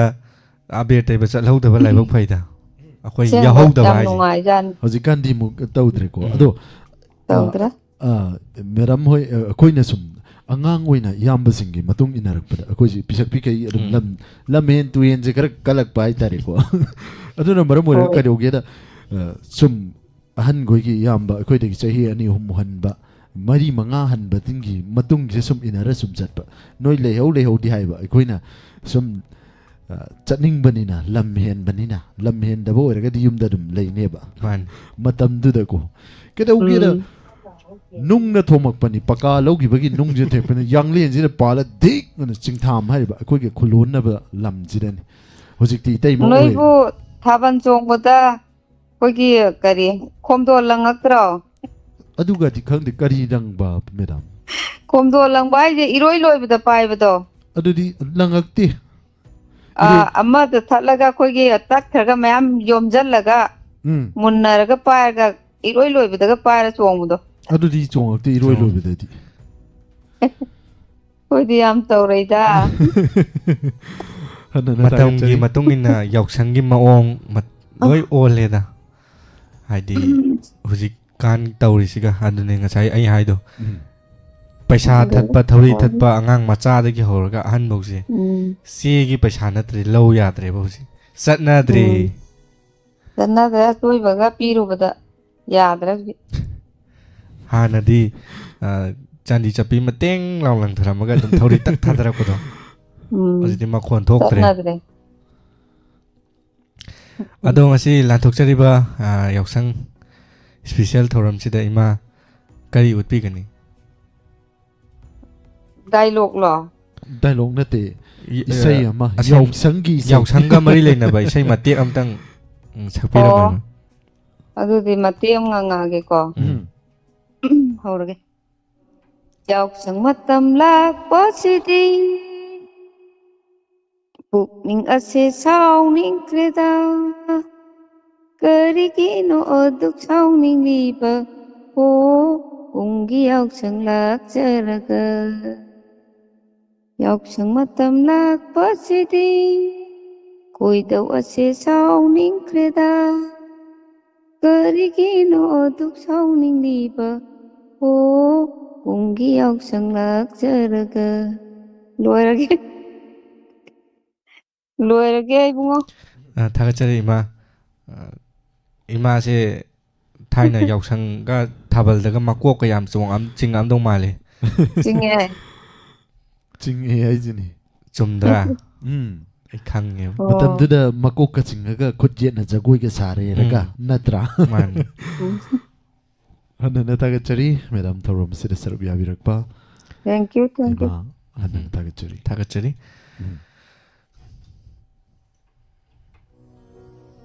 ꯄꯨꯔꯥ ꯑꯔꯣꯏꯕꯤ ꯅꯠꯇꯦ ꯑꯍꯧꯕꯤꯅꯤ ꯒꯨꯅꯦꯁꯣꯔꯤ ꯔꯥꯖꯀꯨꯃꯥꯔꯤ ꯊꯥꯒꯠꯆꯔꯤ ꯂꯣꯏꯅꯅ ꯀꯣꯜ ꯑꯃꯇꯪ ꯂꯧꯈꯠꯆꯒꯦ ꯀꯣꯂꯔ ꯑꯁꯤꯒꯤ ꯃꯇꯨꯡꯗ ꯑꯩꯁꯦ ꯊꯥꯕꯜ ꯇꯝꯕꯤꯒꯦ ꯍꯥꯏꯕ ꯑꯃꯁꯨ ꯍꯥꯏꯔꯛꯑꯦ ꯈꯨꯔꯥꯏꯖꯝ ꯃꯦꯗꯥꯝ ꯈꯨꯔꯥꯏꯖꯝ ꯃꯦꯃꯤ ꯗꯦꯕꯤꯅ ꯃꯁꯤ ꯑꯩꯁꯨ ꯇꯝꯕꯤꯔꯛꯈꯤꯕꯅꯤ ꯃꯁꯤꯅ ꯊꯥꯕꯜꯁꯦ ꯑꯩꯁꯨ ꯆꯠꯄ ꯇꯥꯔꯤ ꯀ꯭ꯂꯥꯁ ꯑꯝꯇꯪ ꯇꯧꯍꯟꯗ ꯌꯥꯔꯣꯏꯗ꯭ꯔꯥ ꯇ꯭ꯔꯦꯅꯤꯡ ꯑꯝꯇꯪ ꯆꯠꯂꯨꯗꯕ ꯌꯥꯔꯔꯣꯏ ꯅꯠꯇ꯭ꯔꯒꯗꯤ ꯑꯩꯒ ꯆꯠꯃꯤꯟꯅꯕꯗ ꯑꯁ ꯑꯩꯈꯣꯏ ꯌꯥꯎꯁꯪ ꯊꯥꯕꯜ ꯆꯣꯡꯉꯨꯕ ꯊꯥꯅꯈꯤꯕ ꯃꯐꯝꯁꯨ ꯌꯧꯗ꯭ꯔꯤ ꯑꯩꯈꯣꯏ ꯁ꯭ꯋꯥꯏꯗ ꯍꯦꯛꯇ ꯆꯣꯡꯈ꯭ꯔꯁꯤꯔꯣ ꯃꯦꯗꯥꯝ ꯈꯨꯔꯥꯏꯖꯝ ꯃꯦꯃꯤꯁꯤꯒ ꯁꯣꯔꯣꯛꯇꯒꯤ ꯑꯗꯨꯝ ꯆꯣꯡꯉ ꯁꯣꯔꯣꯛꯇꯒꯤ ꯑꯗꯨꯝ ꯆꯣꯡꯒꯗꯕꯅꯦ ꯁ꯭ꯋꯥꯏꯗꯩ ꯇꯝꯍꯧꯗ꯭ꯔꯒꯗꯤ ꯍꯌꯦꯡ ꯌꯧꯔꯀꯥꯟꯗ ꯀꯃꯥꯏꯅ ꯆꯣꯡꯒꯅꯤ ꯃꯥꯅꯤ ꯑꯗꯨꯝ ꯆꯣꯡꯕ ꯍꯧꯔꯁꯤ ꯃꯦꯗꯥꯝ ꯈꯨꯔꯥꯏꯖꯝ ꯃꯦꯃꯤ ꯇꯝꯕꯤꯕ ꯍꯧꯕꯤꯌꯨ ꯆꯣꯡꯉꯛꯇ꯭ꯔꯒꯗꯤ ꯈꯪꯅꯤ ꯀꯣꯜ ꯂꯧꯈꯠꯆꯒꯦ hello Hello, good evening, sir. Good evening ꯇꯔꯥꯝ ꯅꯣꯛꯆꯔꯤ ꯁꯥꯔ ꯈꯣꯟꯖꯦꯜꯁꯤ ꯃꯥꯟꯒꯨꯝ ꯂꯥꯛꯀꯨꯝ ꯑꯣꯏꯔꯝꯗꯕꯁꯨ ꯌꯥꯏ ꯁꯥꯔ ꯑꯣꯏꯔꯝꯕꯁꯨ ꯌꯥꯏꯑꯕ ꯑꯣꯏꯔꯝꯗꯕꯁꯨ ꯌꯥꯏ ꯑꯣ ꯃꯃꯥꯡꯉꯩꯒꯤꯗꯣ ꯑꯣꯏꯔꯝꯗꯕꯁꯨ ꯌꯥꯏꯑꯕ ꯍꯟꯅ ꯊꯥꯒꯠꯆꯔꯤ ꯁꯥꯔ ꯀꯣꯜ ꯇꯧꯕꯤꯔꯛꯄ ꯃꯤꯡ ꯑꯃꯗꯤ ꯂꯩꯐꯝ ꯍꯥꯏꯕꯤꯌꯨ ꯁꯥꯔ ꯑꯩ ꯑꯏꯕꯝ ꯖꯤꯇꯦꯟ ꯏꯔꯝꯁꯤꯄꯦꯛ ꯀꯥꯏꯗꯒꯤ ꯍꯟꯅ ꯊꯥꯒꯠꯆꯔꯤ ꯁꯥꯔ ꯈꯣꯟꯖꯦꯜꯁꯦ ꯃꯥꯟꯅꯕ ꯑꯗꯨꯝ ꯂꯩꯕꯅꯤꯅ ꯃꯥꯟꯕ ꯑꯣꯏ ꯂꯩꯔꯝꯃꯦ ꯃꯥꯜꯂꯤꯗꯣ ꯅꯠꯇ꯭ꯔꯕꯅꯤꯗꯣ ꯇꯧ ꯂꯩꯔꯝꯃꯦꯅꯦ ꯁꯥꯔ ꯌꯥꯝ ꯆꯨꯝꯕ ꯋꯥꯐꯝ ꯑꯣꯏ ꯂꯩꯔꯝꯃꯦ ꯃꯥꯟꯕꯨ ꯃꯥꯜꯂꯕ ꯅꯠꯇ꯭ꯔꯦꯗꯣ ꯑꯗꯨꯝ ꯇꯧꯔꯤ ꯑꯗꯨꯗꯤ ꯋꯥꯍꯪ ꯁꯥꯔ ꯍꯣꯏꯒ ꯁꯥꯔ ꯍꯣꯏ ꯁꯥꯔ ꯆꯍꯤ ꯀꯌꯥꯃꯨꯛ ꯁꯨꯕꯤꯔꯒꯦ ꯁꯥꯔ ꯍꯜꯂꯣ ꯑꯩꯕꯨꯔꯣ ꯁꯥꯔ ꯁꯥꯔ ꯆꯍꯤ ꯍꯥꯐ ꯁꯦꯟꯆꯨꯔꯤ ꯌꯩꯔꯦ ꯍꯥꯐ ꯁꯦꯟꯆꯨꯔꯤ ꯄꯪꯌꯥꯝ ꯌꯥꯝꯗ꯭ꯔꯤꯗ ꯑꯩꯈꯣꯏꯗꯤ ꯀ꯭ꯋꯥꯇꯔꯃꯨꯛ ꯈꯛꯇꯅꯤ ꯍꯥꯜꯂꯤꯁꯦ ꯅꯠꯇ꯭ꯔꯥ ꯍꯟꯅ ꯊꯥꯒꯠꯆꯔꯤ ꯌꯧꯔꯦ ꯁ꯭ꯋꯥꯃꯤ ꯀꯨꯃꯥꯔꯅ ꯁꯛꯈꯤꯕ ꯏꯀꯨꯟꯖꯥꯇꯣꯡꯒꯤ ꯃꯌꯦꯛꯇ ꯍꯣ ꯊꯥꯕꯜ ꯂꯝꯇꯥꯒꯤ ꯄꯨꯔꯅꯤꯃꯥ ꯍꯥꯏꯕꯗꯨꯝꯇ ꯑꯝꯇꯪ ꯅꯪꯖꯒꯦ ꯈꯨꯗꯣꯜ ꯇꯝꯕꯤꯁꯤ ꯂꯣꯏꯅꯅ ꯁꯥꯔ ꯍꯧꯖꯤꯛꯀꯤ ꯍꯥꯏꯔꯤꯕ ꯍꯣ ꯊꯥꯕꯜ ꯂꯝꯇꯥꯒꯤ ꯄꯨꯔꯅꯤꯃꯥ ꯍꯥꯏꯔꯤꯕ ꯅꯨꯃꯤꯠ ꯑꯁꯤꯗ ꯊꯥꯕꯜꯒ ꯆꯣꯡꯕꯤꯈꯤꯕ꯭ꯔꯣ ꯁꯥꯔꯁꯦ ꯊꯥꯕꯜ ꯆꯣꯡꯕꯁꯦ ꯑꯩꯁꯦ ꯈꯨꯗꯥꯡꯁꯦ ꯂꯨꯝꯃꯦꯅ ꯅꯨꯄꯤꯈꯩꯅ ꯑꯃꯠꯇ ꯄꯥꯏꯕ ꯌꯥꯔꯛꯇꯦ ꯌꯥꯝ ꯊꯣꯛꯄ ꯑꯗꯨꯗꯤ ꯑꯗꯨꯝ ꯃꯁꯥꯟ ꯇꯥꯕꯅꯤ ꯅꯣꯏ ꯑꯩꯈꯣꯏꯅ ꯄꯥꯏꯔꯨꯔꯁꯨ ꯑꯗꯨꯝ ꯍꯥꯏꯔꯛꯑꯅꯤ ꯅꯈꯨꯠꯅꯦꯅ ꯏꯔꯨꯝ ꯂꯨꯝꯕꯅ ꯅꯨꯡꯗꯪ ꯌꯦꯞꯄꯛꯄ꯭ꯔꯥ ꯑꯗꯨꯗꯤ ꯍꯥꯏꯔꯛꯀꯅꯤ ꯑꯩꯈꯣꯏꯗꯁꯨ ꯂꯨꯝꯒꯅꯤ ꯌꯦꯡꯉꯨ ꯑꯗꯨꯗꯒꯤ ꯑꯃꯅ ꯁꯥꯏꯁꯦ ꯏꯪꯈꯣꯜ ꯁꯝꯕꯜ ꯑꯩꯈꯣꯏ ꯁꯨꯕꯒꯤ ꯌꯣꯄꯥꯛꯀ ꯁꯨꯝ ꯄꯥꯏꯗꯕꯤꯅꯦ ꯈꯨꯠꯁꯤꯁꯨ ꯃꯣꯟꯗ꯭ꯔꯕ ꯈꯨꯠꯁꯤꯁꯨ ꯃꯣꯟꯗ꯭ꯔꯕ ꯍꯥꯏꯁꯤꯅꯤ ꯑꯗꯨꯅꯗꯤ ꯌꯥꯔꯛꯇ꯭ꯔꯦ ꯑꯗꯨ ꯃꯣꯏ ꯄꯪꯕꯩꯅꯦ ꯑꯗꯣ ꯍꯧꯖꯤꯛ ꯃꯇꯝꯗꯗꯤ ꯑꯗꯨꯒꯨꯝꯕꯗꯨꯅ ꯄꯥꯝꯃꯛꯀꯗꯣꯏꯅꯤ ꯃꯣꯏ ꯆꯥꯛ ꯆꯦꯁꯅꯨ ꯍꯟꯅ ꯊꯥꯒꯠꯆꯔꯤ ꯁꯥꯔ ꯁꯥꯔꯒꯤ ꯏꯁꯩ ꯃꯌꯥꯝ ꯄꯨꯟꯅ ꯇꯥꯊꯣꯛꯑꯁꯤ ꯍꯣ ꯊꯥꯕꯜ ꯂꯝꯇꯥꯒꯤ ꯄꯨꯔꯅꯤꯃꯥ ꯍꯣ ꯌꯥꯎꯁꯪ ꯂꯝꯇꯥꯒꯤ ꯌꯥꯎꯁꯪ ꯅꯪꯅ ꯃꯍꯦꯜꯂꯦ ꯅꯨꯡꯁꯤꯖꯕ ꯅꯪꯅ ꯃꯍꯦꯜꯂꯦ ꯈꯣꯏꯗꯥꯖꯕ ꯅꯪꯅ ꯃꯍꯦꯜꯂꯦ ꯅꯨꯡꯁꯤꯖꯕ ꯅꯪꯅ ꯃꯍꯦꯜꯂꯦ ꯈꯣꯏꯗꯥꯖꯕ ꯅꯨꯔꯥ ꯄꯥꯈꯪ ꯅꯨꯡꯉꯣꯜ ꯊꯥ ꯍꯣ ꯊꯥꯕꯜ ꯂꯝꯇꯥꯒꯤ ꯄꯨꯔꯅꯤꯃꯥ ꯍꯣ ꯌꯥꯎꯁꯪ ꯂꯝꯇꯥꯒꯤ ꯌꯥꯎꯁꯪ ꯊꯦꯡꯅꯈꯤ ꯑꯗꯨꯉꯩ ꯌꯥꯎꯁꯪ ꯀꯨꯝꯍꯩꯗ ꯏꯉꯥꯎꯇ ꯉꯥꯎꯖꯕꯤ ꯁꯝꯖꯔꯕꯤꯗꯣ ꯏꯀꯥꯏꯅ ꯅꯣꯛꯂꯝꯕꯤ ꯃꯥꯒꯤ ꯃꯥꯏꯉꯣ ꯄꯥꯔꯕ ꯏꯅꯐꯤꯒꯤ ꯃꯔꯨꯝꯗ ꯎꯖꯈꯤ ꯅꯨꯡꯁꯤꯕꯒꯤ ꯏꯍꯧꯐꯝ ꯑꯄꯥꯝꯕꯒꯤ ꯇꯨꯡꯅꯐꯝ ꯅꯨꯡꯁꯤꯕꯒꯤ ꯏꯍꯧꯐꯝ ꯐꯖꯕꯒꯤ ꯇꯨꯡꯅꯐꯝ ꯂꯩꯔꯤꯅꯦ ꯏꯐꯝꯗ ꯅꯨꯡꯁꯤ ꯁꯛꯇꯝꯗꯣ ꯍꯣ ꯊꯥꯕꯜ ꯂꯝꯇꯥꯒꯤ ꯄꯨꯔꯅꯤꯃꯥ ꯍꯣ ꯌꯥꯎꯁꯪ ꯂꯝꯇꯥꯒꯤ ꯌꯥꯎꯁꯪ ꯕꯥꯔꯨꯅꯤ ꯆꯤꯡꯗꯣꯜꯗ ꯂꯥꯏꯒꯤ ꯂꯩꯃꯥꯡꯗ ꯋꯥꯁꯛꯅꯈꯤ ꯀꯥꯏꯅꯒꯨꯝꯁꯤ ꯍꯥꯏꯅ ꯕꯥꯔꯨꯅꯤ ꯆꯤꯡꯗꯣꯜꯗ ꯂꯥꯏꯒꯤ ꯂꯩꯃꯥꯡꯗ ꯋꯥꯁꯛꯅꯈꯤ ꯀꯥꯏꯅꯒꯨꯝꯁꯤ ꯍꯥꯏꯅ ꯂꯥꯛꯂꯕꯗ ꯁꯖꯤꯕꯨ ꯆꯩꯔꯥꯎ ꯊꯥꯅ ꯀꯧꯕꯒꯨꯝ ꯇꯥꯔꯛꯂꯦ ꯅꯨꯡꯁꯤ ꯃꯥꯏꯀꯩꯗ ꯃꯤꯀꯨꯝꯃꯇ ꯄꯟꯊꯗ ꯆꯠꯂꯨꯔꯒꯦ ꯃꯅꯥꯛꯇ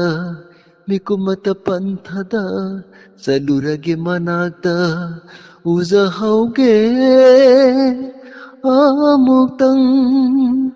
ꯄꯨꯔꯅꯤꯃꯥ ꯃꯥꯟꯕꯤꯗꯣ ꯎꯖꯍꯧꯒꯦ ꯑꯃꯨꯛꯇꯪ ꯄꯨꯔꯅꯤꯃꯥ ꯃꯥꯟꯕꯤꯗꯣ ꯍꯣ ꯊꯥꯕꯜ ꯂꯝꯇꯥꯒꯤ ꯄꯨꯔꯅꯤꯃꯥ ꯍꯣ ꯌꯥꯎꯁꯪ ꯂꯝꯇꯥꯒꯤ ꯌꯥꯎꯁꯪ ꯅꯪꯅ ꯃꯍꯦꯜꯂꯦ ꯅꯨꯡꯁꯤꯖꯕ ꯅꯪꯅ ꯃꯍꯦꯜꯂꯦ ꯈꯣꯏꯗꯥꯖꯕ ꯅꯨꯔꯥ ꯄꯥꯈꯪ ꯅꯤꯉꯣꯜ ꯊꯥ ꯍꯣ ꯊꯥꯕꯜ ꯂꯝꯇꯥꯒꯤ ꯄꯨꯔꯅꯤꯃꯥ ꯍꯣ ꯌꯥꯎꯁꯪ ꯂꯝꯇꯥꯒꯤ ꯌꯥꯎꯁꯪ Thank you, sir.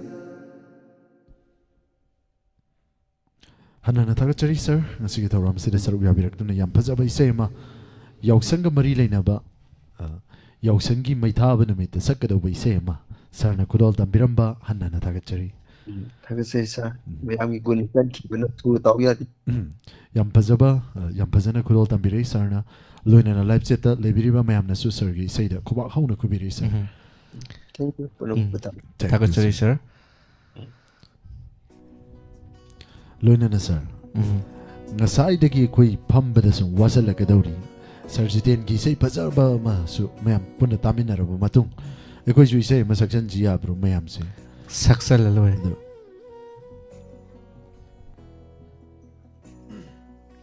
ꯏꯁꯩ ꯍꯧꯖꯜꯂꯁꯤꯔꯣ ꯑꯗꯨꯗꯤ ꯅꯪꯒꯤ ꯊꯥꯅꯈ꯭ꯔꯤ ꯃꯇꯝꯗꯨ ꯍꯥꯡꯆꯤꯠꯅꯦꯕ ꯃꯥꯅꯤ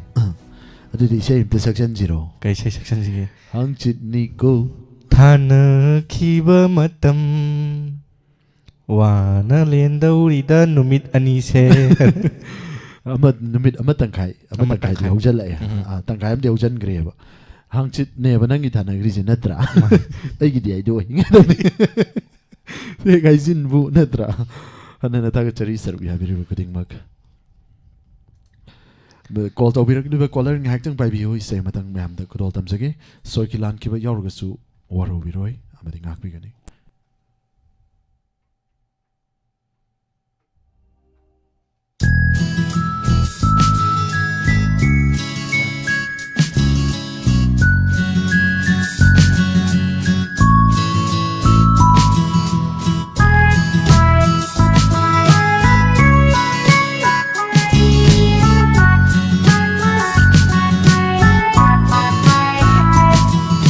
ꯑꯃꯨꯛꯇꯪ ꯌꯦꯡꯂꯝꯃꯨ ꯊꯃꯣꯏꯁꯦ ꯅꯣꯛꯅꯕ ꯑꯃꯨꯛꯇꯒ ꯅꯣꯛꯂꯝꯃꯨ ꯋꯥꯈꯜꯁꯦ ꯄꯦꯟꯅꯕ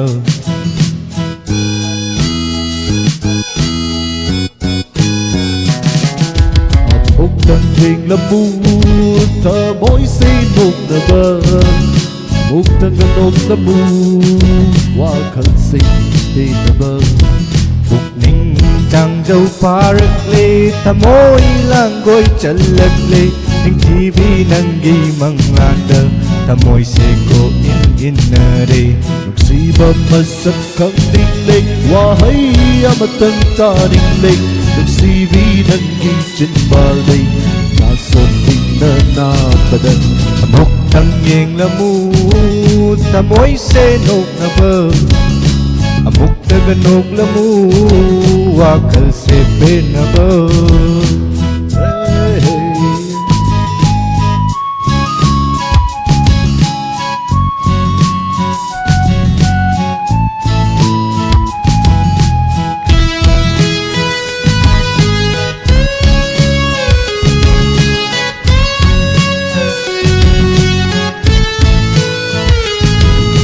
ꯅꯪꯒꯤ ꯃꯤꯠꯌꯦꯡ ꯃꯤꯔꯣꯛꯇꯨꯅ ꯑꯩꯕꯨ ꯉꯥꯎꯍꯜꯂꯦ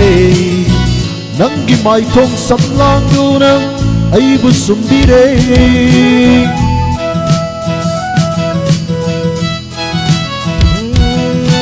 ꯅꯪꯒꯤ ꯃꯤꯠꯌꯦꯡ ꯃꯤꯔꯣꯛꯇꯨꯅ ꯑꯩꯕꯨ ꯉꯥꯎꯍꯜꯂꯦ ꯅꯪꯒꯤ ꯃꯥꯏꯊꯣꯡ ꯁꯝꯂꯥꯡꯗꯨꯅ ꯑꯩꯕꯨ ꯁꯨꯝꯕꯤꯔꯦ ꯇꯥꯏꯕꯪꯒꯤ ꯄꯨꯟꯁꯤꯕꯨ ꯅꯪꯅ ꯉꯥꯎꯅꯍꯜꯂꯦ ꯃꯪꯂꯥꯟꯒꯤ ꯏꯄꯥꯛꯇ ꯑꯩꯕꯨ ꯇꯥꯎꯍꯜꯂꯦ ꯇꯥꯏꯕꯪꯒꯤ ꯄꯨꯟꯁꯤꯕꯨ ꯅꯪꯅ ꯉꯥꯎꯅꯍꯜꯂꯦ ꯃꯪꯂꯥꯟꯒꯤ ꯏꯄꯥꯛꯇ ꯑꯩꯕꯨ ꯇꯥꯎꯍꯜꯂꯦ ꯑꯃꯨꯛꯇꯪ ꯌꯦꯡꯂꯝꯃꯨ ꯊꯃꯣꯏꯁꯦ ꯅꯣꯛꯅꯕ ꯑꯃꯨꯛꯇꯪꯒ ꯅꯣꯛꯂꯝꯃꯨ ꯋꯥꯈꯜꯁꯦ ꯄꯦꯟꯅꯕ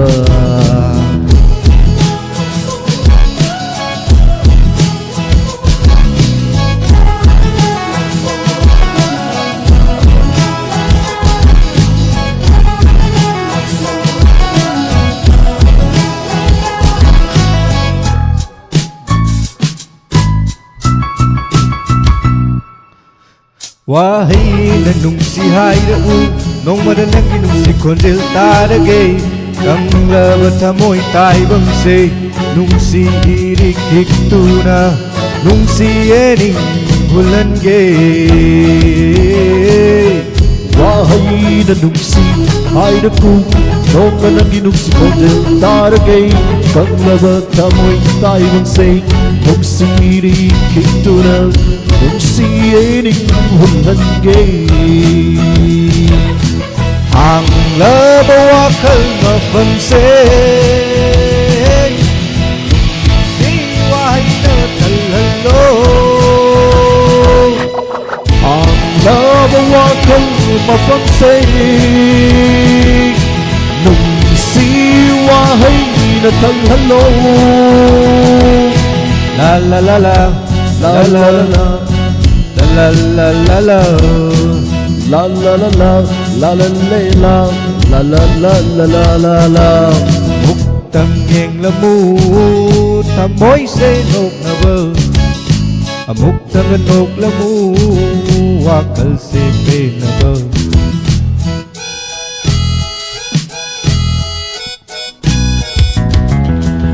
Muktang yang lamu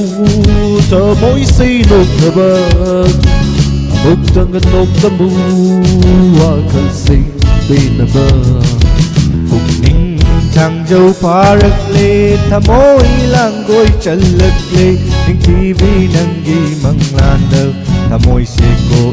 in nơ đê Nagsiba masat kang ningling Wahai amatang ta ningling Nagsibi ng kitchen balday Nason na napadal Amok thang nheng la mu Thà môi xe nộp na bơ Muktang anok na mu Wakal sipin na ba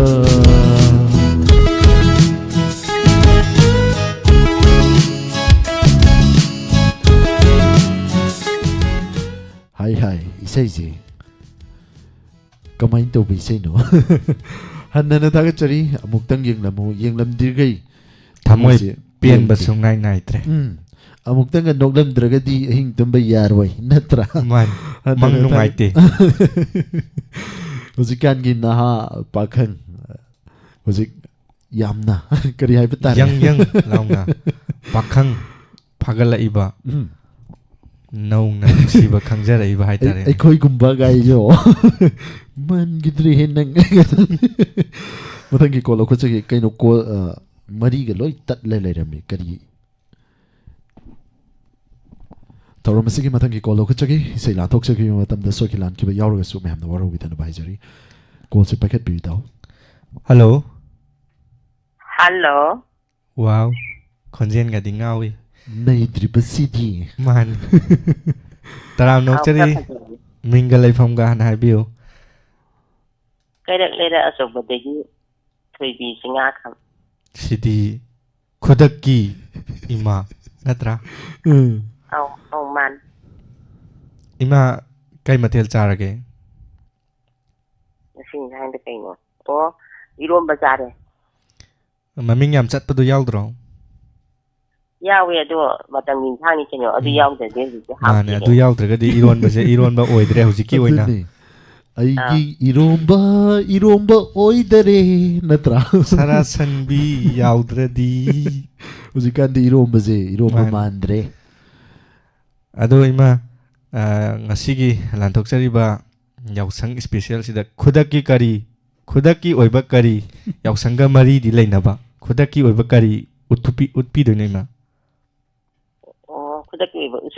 dialogue ꯑꯣꯏꯅ ꯍꯧꯔꯛꯑꯒꯦ ꯌꯥꯎꯁꯪꯒ ꯃꯔꯤ ꯂꯩꯅꯕ ꯇꯧꯕꯤꯔꯛꯑꯣ ꯏꯃꯥ ꯌꯥꯎꯁꯪꯒ ꯃꯔꯤ ꯂꯩꯅꯕꯗ ꯍꯧꯔꯛꯑꯒꯦ ꯏꯃꯥꯅ ꯃꯃꯥꯡꯉꯩ ꯐꯥꯎꯇ꯭ꯔꯤꯛ ꯐꯥꯎꯕꯤ ꯁꯥꯈꯤꯕꯗꯣ ꯑꯗꯨ ꯍꯦꯛꯇ ꯇꯧꯁꯜꯂꯝꯃꯣ ꯇꯧꯁꯜꯂꯛꯑꯒꯦ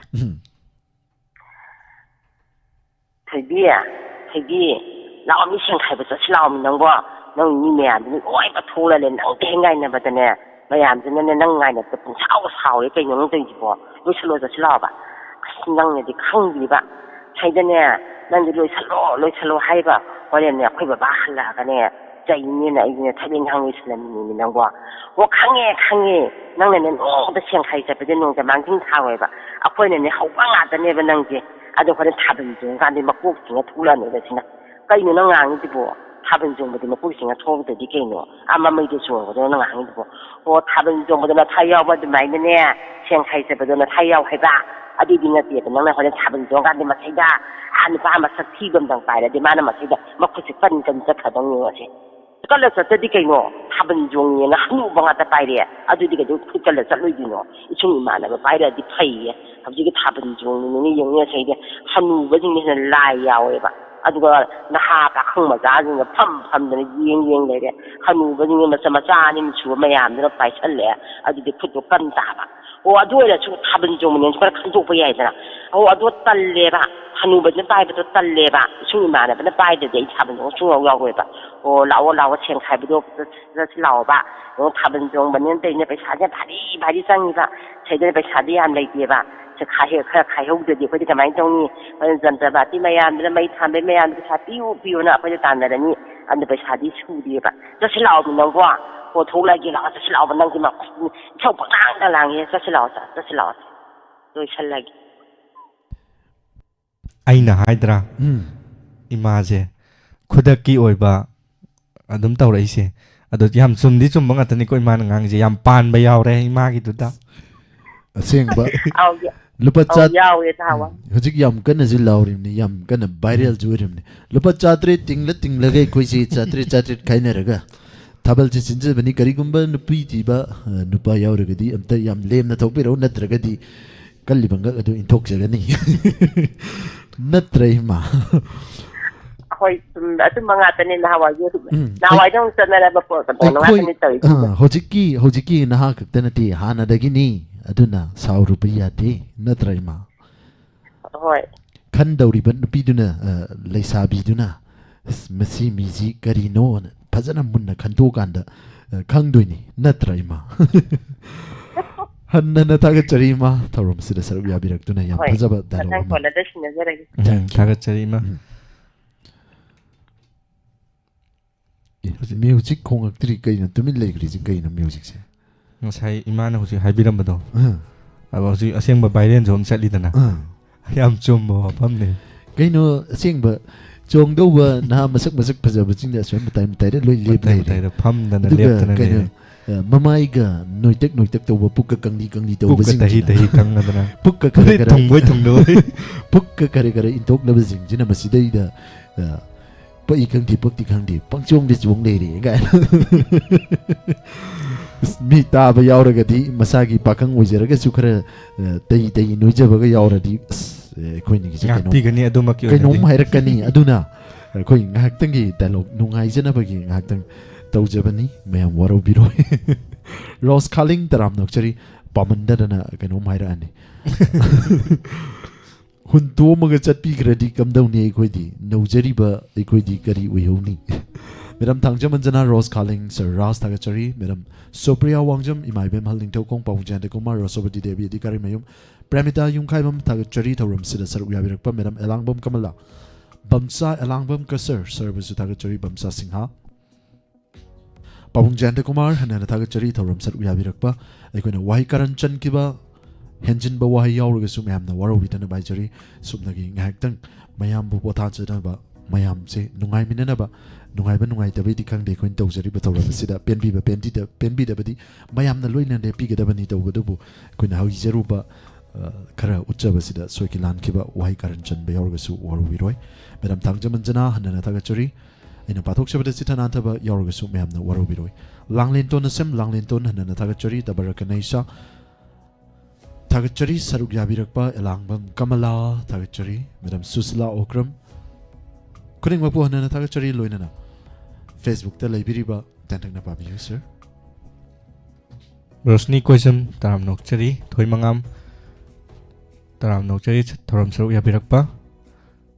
ꯅꯩꯅꯥ ꯀꯔꯃꯕꯝ ꯇꯔꯥꯝ ꯅꯣꯛꯆꯔꯤ ꯊꯣꯏꯃꯉꯥꯝ ꯑꯟꯖꯂꯤ ꯆꯣꯡꯊꯥꯝ ꯇꯔꯥꯝ ꯅꯣꯛꯆꯔꯤ ꯆꯤꯡꯊꯥꯝ ꯕꯤꯅꯥꯁꯀꯤ ꯗꯦꯕꯤ ꯊꯣꯛꯄꯝ ꯇꯔꯥꯝ ꯅꯣꯛꯆꯔꯤ ꯊꯧꯔꯝ ꯁꯔꯨꯛ ꯌꯥꯕꯤꯔꯛꯄ ꯅꯩꯅꯥ ꯀꯔꯃꯕꯝ ꯋꯥꯟꯁ ꯑꯒꯦꯟ ꯇꯔꯥꯝ ꯅꯣꯛꯆꯔꯤ ꯑꯁꯤꯁꯤ ꯀꯩꯅꯣꯁꯦ ꯑꯝꯇꯪ ꯄꯥꯊꯣꯛꯎ ꯁꯔ ꯊꯥꯕꯜ ꯆꯣꯡꯕꯅ ꯍꯧꯔꯒ ꯀꯃꯦꯟ ꯄꯤꯔꯛꯏꯁꯦ ꯃꯦꯗꯥꯝ ꯑꯟꯖꯂꯤ ꯆꯤꯡꯊꯥꯝꯒꯤ ꯀꯥꯏ ꯌꯧꯈ꯭ꯔꯒꯦ ꯀꯣꯏꯆꯦꯟ ꯆꯦꯟꯕꯁꯤꯗ ꯑꯁꯤ ꯂꯩꯔꯦ ꯑꯁ ꯀꯔꯤꯅꯣ ꯃꯥꯅ ꯀꯣꯏꯆꯦꯟ ꯆꯦꯜꯂꯤꯁꯤ ꯀꯔꯤꯅꯣ ꯊꯥꯕꯜ ꯆꯣꯡꯕ ꯂꯥꯛꯄꯤꯌꯨ ꯅꯤꯡꯉꯣꯜ ꯈꯨꯠꯇ ꯄꯥꯏꯕꯤꯌꯨ ꯍꯣꯔꯦꯟ ꯀꯦꯅ ꯂꯥꯛꯂꯒ ꯄꯥꯏꯒꯦ ꯍꯥꯏꯕ ꯌꯥꯗ꯭ꯔꯗꯤ ꯅꯈꯨꯠꯇꯣ ꯊꯥꯗꯠꯂ ꯄꯥꯏꯅꯤ ꯑꯩꯈꯣꯏꯗꯤ ꯅꯠꯇ꯭ꯔꯥ ꯌꯥꯝ ꯄꯥꯏꯅ ꯄꯥꯏꯒꯦ ꯌꯥꯗ꯭ꯔꯒ ꯚꯥꯏꯔꯦꯜ ꯚꯤꯗꯤꯑꯣ ꯑꯃꯁꯨ ꯂꯩꯕꯅꯤ ꯃꯈꯨꯠ ꯊꯥꯗꯠꯂꯒ ꯄꯥꯏꯕꯒꯤꯗꯣ ꯑꯩꯈꯣꯏꯗꯤ ꯍꯦꯛꯇ ꯊꯥꯗꯠꯂ ꯄꯥꯏꯕꯤꯅꯤ ꯌꯥꯗ꯭ꯔꯦꯗꯅ ꯑꯗꯨꯝ ꯊꯥꯗꯠꯂꯦ ꯌꯥꯗ꯭ꯔꯁꯨ ꯊꯥꯗꯠꯅꯤ ꯍꯟꯅ ꯊꯥꯒꯠꯆꯔꯤ ꯃꯊꯪꯒꯤ ꯀꯣꯜ ꯂꯧꯈꯠꯆꯒꯦ ꯁꯔ ꯀꯣꯜ ꯂꯧꯈꯠꯄꯤꯌꯨ ꯍꯜꯂꯣ ꯍꯜꯂꯣ ꯍꯜꯂꯣ ꯇꯔꯥꯝ ꯅꯣꯛꯆꯔꯤ ꯃꯤꯡꯒ ꯂꯩꯐꯝꯒ ꯍꯥꯏꯕꯤꯌꯨ ꯂꯟꯅ